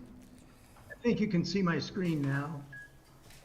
One never knows with Zoom meetings and so forth. I'll try to be brief, and thank you very much for your time. I've sat through your meeting and seen a couple of past Basalt mayors, and I lived in Basalt for 10 years when I first got here, and I love that community. I'm excited, and I know Mirta is as well, just to kind of give you an overview of the plan for delivering regional bike share. Beginning next year, we're really going to start with some expansion that's going to take place over the next couple of years. And we've developed a structure that we think is going to be workable. I think I'm going to have to shut my computer screen so that I can move my slides here. Okay, so what I wanted to give you a little bit of an overview about is briefly, our mission statement, some Destination 2040 bike share background, talk about the 2023 through 2028 bike share plan, and the 22 interim agreement that RAPTA has with Iecc to deliver services in Aspen and the Mid-Valley this year, and then move on to the 2023 bike share MOU, and then there'll be an opportunity for some questions and direction. So our mission is to pursue excellence and innovation in providing preferred transportation choices that connect and support vibrant communities. In terms of the background, in 2018, when we went to the voters, we had an initiative in our Destination 2040 plan for bike share expansion. And our reason for including it, or reasons, were that nearly half of the region's bike share program was already in place thanks to the efforts of Mirta Mallory and Iecc, and RAPTA had been contributing, and other communities have been contributing for the development of those services as well. And our feeling was that the potential of regional bike share was being constrained because it was not completely deployed throughout the region. And when we looked at the cost of operating circulator services and constructing additional parking ride spaces throughout the region, because pre-COVID our parking rides were full, it just seemed like this would be a more cost-effective option to get people to and from our BRT stations without their vehicles. So we told voters that we wanted to expand bike share and implement it in Carbondale and Glenwood Springs, where no bike share exists, and then do some expansion also in the communities that were already enjoying bike share services. And the plan envisioned a $550,000 dedicated amount that would go to operations beginning in 2020, increasing by 3% per year, and then a total of $1.27 million for capital. We weighted all of this funding primarily for O&M and for the purchase of equipment. We had a nice little chart here that we provided to the voters, and we had all of the improvements in the Destination 2040 plan illustrated, and E2 was by chair expansion, and you can see based on this chart that we plan to do some by chair expansion in Basalt. In 2019, we adopted an updated strategic plan. In that, under the access and mobility outcome, we had a SMART objective that said that we were going to provide increased first and last mile options for customers throughout the service area. And then we also wanted to increase alternative mode splits throughout the region. And so we believe that bike share expansion is consistent with our strategic plan. And, you know, we initially thought it might be a little less complex than it turned out to be, but we had COVID in 2020. And we saw that as an opportunity to do a comprehensive regional bike share expansion plan. And we hired tool design to do the plan. And it was completed in May of this year, and it was adopted by the board of directors. And what this graphic shows is that this year, there's an expansion happening in your community with some additional stations and bikes. And beginning next year, then we're going to start a more significant amount of expansion going through 2024. And the things that we really think are kind of within the plan are highlighted by orange, but we have some other things that are outside of Destination 2040 that we feel, if resources allow and there's a desire and a need to move forward with more expansion in the future, we can do that. Our sense is the more robust the deployment of bike share is throughout the region, the greater the utilization is going to be if people can access it easily from where they live or from where they're going or coming from. So the RAFTA Board of Directors adopted the bike share plan in May through Resolution 2022-11. They authorized me, the CEO, to develop a memorandum of understanding and a service operating agreement with Iecc. And that's what we're doing. We've created a memorandum of understanding. We developed the financing plan. And currently we're vetting it with all of the jurisdictions that are likely to be members of or participants in this memorandum of understanding. The only RAFTA jurisdiction that currently is envisioned to be a member in this stage is Newcastle, but we may get to it kind of in those out years when we get the things that we said we would do in Destination 2040 completed. So the regional bike share plan recommended that the governance structure for the regional bike share system should be by means of a multi-party memorandum of understanding between RAFTA and the participating jurisdictions and a service operating agreement between RAFTA and Iecc. Now the MOU scope of work and financial exhibits, because this is a multi-year MOU, 2023 through 2028, will be updated each year and circulated to all the communities to see if they agree with the scope, if they agree with the budget, and then if they do, then we will update the MOU exhibits, and everybody can get everything budgeted, and we'll move forward from year to year. But we don't have to have the foundation MOU itself updated every year. And if a jurisdiction that is, you know, a member at one time or another of the MOU decides that they don't want to move forward for some reason, they can drop out without it impacting the other members of the MOU.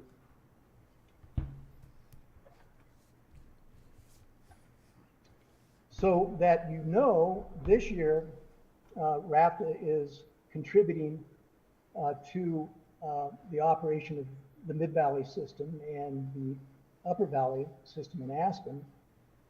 And what we're contributing to really is a combination of Iecc shared costs in the communities that it's serving and its overhead, and also some direct operating costs, and then a little bit of capital because we're paying about 80% of the cost of bicycles and stations that were really, we put down the deposit on that equipment in 2021. It was 50% of the cost, and then we're paying for the other half of it. And the jurisdictions that are receiving the service this year are also paying about 20% of the cost of that equipment. But RAFTA's investment in WeCycle this year is about $794,000. And the kind of cost sharing plan that we have is for RAFTA and WeCycle, and WeCycle generates sponsorship revenue to the tune of about $195,000 or so per year, or $191,000. And the EOTC, the Elected Official Transportation Committee, made up of Aspen, Snowmass, and Pickens County, contributes a little over $100,000. That will distribute those costs for WeCycle overhead to each community and cover them 100%, based on the number of stations that each community has as a percentage of total stations. And I'll show you how that works in a minute. But the local direct operation costs would be funded 100%. And then RAFTA would cover any startup costs in some places where there's no service, or if there's a major expansion, there are some startup costs that RAFTA would cover 100%. We are doing some system planning in Carbondale and Williams Springs. RAFTA is paying for that 100%. And then when it comes to the equipment, the bicycles, the stations, et cetera, those will be covered at 80% by RAFTA, 20% by the local jurisdictions. Capital replacement to replace bicycles and the equipment, stations, and so forth would be covered by RAFTA 80%, and the local jurisdictions would pay 20%. And then where we're starting up the systems, then RAFTA would pay for some startup equipment in those communities at a rate of 100%. But one of the reasons why the operating costs are intended to be covered by local jurisdictions 100% is because the local jurisdictions have control over their scope of work. You know, how many months of the year they want the service to operate. Perhaps they can provide some in-kind services in the form of shop space or office space, or there are other things that they can contribute to WeCycle to bring their costs down. So just looking at in the MOU at kind of the total funding picture for 2023 as it now stands, and this MOU is making its rounds to the other jurisdictions that we anticipate will be participants in 2023. You know, RAFTA's investment would be about $2,064,000. We are contributing a combination of funding. As some of it is what we've been contributing to WeCycle for the last few years to help support it at about $195,000 a year. And WeCycle, again, is generating about $191,000 in sponsorship revenue. And then the EOTC would contribute $103,000. So all of the local participants would be contributing about, in total, $406,000 out of total operating costs of about $1,440,000. I want to come over here and click so that goes away. And then RAFTA is paying for some planning, it's paying for some startup operations, it's paying its 80% share of capital, and it's bike share startup equipment and bike share capital replacement. So the total local contribution to the overall plan is about $600,000 at RAFTA and WeCycle and the EOTC. We're looking at being somewhere in the neighborhood of 2.4 something million in total, 2.3 or something. So it's a fairly significant investment. So what does Basalt get out of it in 2023? Well, you're getting some of your expansion this year, and this would cover continued operation of that system But instead of a 6-month system, it would be a 9-month system. It would include 17 station, 158 docking points, 49 pedal bikes and 20 e-bikes, and replacement of select bike share equipment as necessary. And as I indicated before, these indirect operating costs that are contributed by RAFTA, WeCycle, and the EOTC are allocated out to each jurisdiction by, by the percentage that their stations represent of the total. In this case, Basalt represents about 21% of the total system-wide stations that would be in place in 2023. And this, down below, it shows what Basalt's financing plan would look like in terms of the indirect operating costs that RAFTA would be contributing, and WeCycle and the EOTC. Basalt's local share would be about $74,000 out of a total operating budget of $294,000, which represents about 20% of total regional costs, and that's like 1% less than your percentage of stations. So it seems to be equitable in terms of how those costs are distributed. And then there's some capital replacement at about $30,000. Basalt share of that would be about $7,400. Whenever we are approving something in the current year and there's going to be ongoing costs, I think we always want to know, well, what does it look like next year? Or the year after that, or the year after that. And so here's a forecast of what Basalt's outlay would be for the services that were just described going out through 2029. There are modest increases in 2024. There's a slight reduction because your capital is going down slightly because there are some map panels that are being purchased in 2023 that won't be purchased in 2024. But as time goes on, your capital replacement goes up a little bit, and your operating costs are programmed to go up in this forecast, by about 3% per year. So it seems like it is fairly affordable, but we know that every dollar counts in Basalt as it does in every other jurisdiction. And to help incentivize the development and deployment of these regional bike share services, RAFTA has developed a first last mile mobility reserve. And just like we are contributing 50% of the cost of Basalt Connect service this year at the tune of about $190,000 or so, we would be willing to share your expansion costs for the first 3 years of this program at 50%. And so this chart shows what that would look like, although you are contributing $30,000 right now for operations. So the expansion portion of that really is $40,000. Divide that by 2, and so your net cost for operations would be about $52,000. Then split the capital replacement with you at 50%. That's $3,700, and your estimated outlay for 2023 would be about $56,000. So what we're looking for from the town of Basalt really is conditional approval of this bike share MOU. You're about the 3rd jurisdiction that we have asked for this so far, because we haven't gotten 4 of the boards and councils of the other participating jurisdictions. But each time we present this and somebody approves it, it gives us a bit more momentum. And while there may be some details that would change as we go through the process of vetting it with the other communities, it's not anticipated that Basalt share is going to change that much. And what we would hope is if you can give conditional approval of this MOU to your staff and mayor, that they could execute this if it came back and it didn't change significantly, just to kind of expedite the process for us, because as you can well imagine, when you're dealing with 7 or 8 of these agreements and an overall MOU, and this is the first time that we've done it, it takes a lot of effort. So this would help, and it would give us some momentum if you can approve it. And if you have any questions or any direction for us, we'd be happy to take that now. And Mirta may have some information if you have questions about utilization of the system, et cetera, that you can share.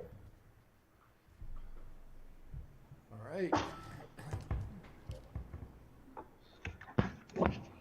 So, a quick question for our town manager. Do we have $55,000? Well, that would be for in next year's budget. Yeah.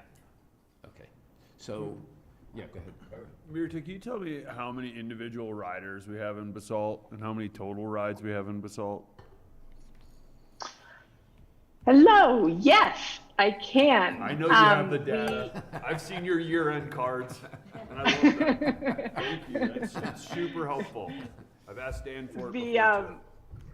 Yes, let me just quickly, so in terms of Basalt is having a fantastic year so far. So we have had, this is as of end of the month of June, there have been 6,281 rides so far, which is averaging to 124 rides per day. And that is 177% over 2021 and 55% over 2019, which was our prior high. We had 542 unique riders as of end of June in the Mid-Valley system. And we had our biggest ridership day in history in the Mid-Valley system on June 20th with 182 trips. Awesome. Thank you for those details.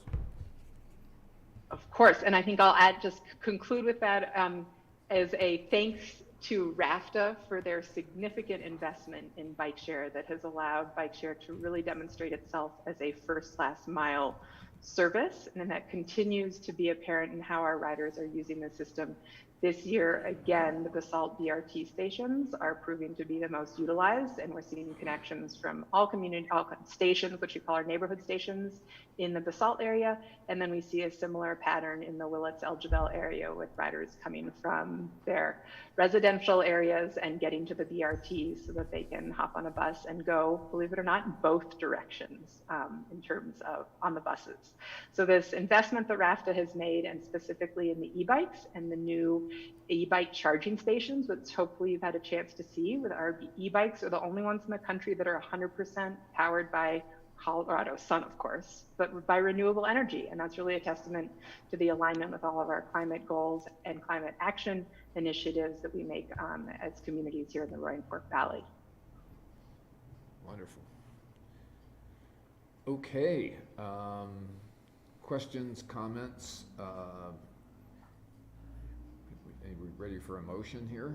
So real quick, before you get to the motion, the second bullet point was to add permission for the town manager to move forward if there are no reasonable changes.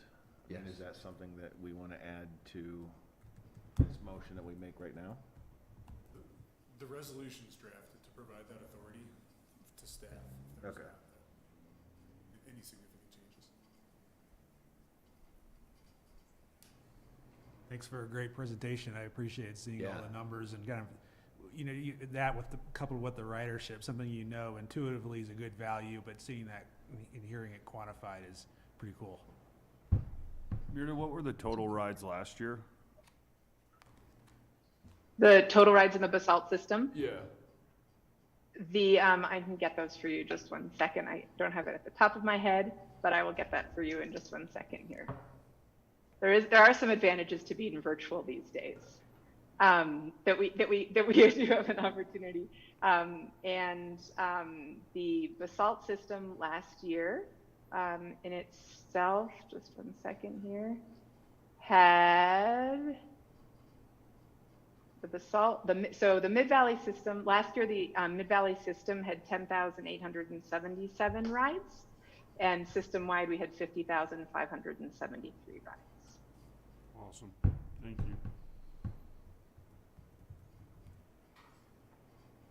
Okay. I'm totally in favor of supporting the MOU, but the question that I just want to reinforce is, we're going to have several more asks for money, and I just want to be comfortable that we have the budget for these various asks, and that we're not precluding something else that's forthcoming by accepting this one. Sure. And that's a discussion you all have to take up in the budget. I think this is a service that we already provide, and I think what we're seeing from Dan's presentation is, as far as sort of the pro rata share for the valley, it's it's equitable, for what we're getting. And we're seeing this increased ridership. I think with that addition of the e-bikes, that's really made it more interesting to go to Willets or a little further distance.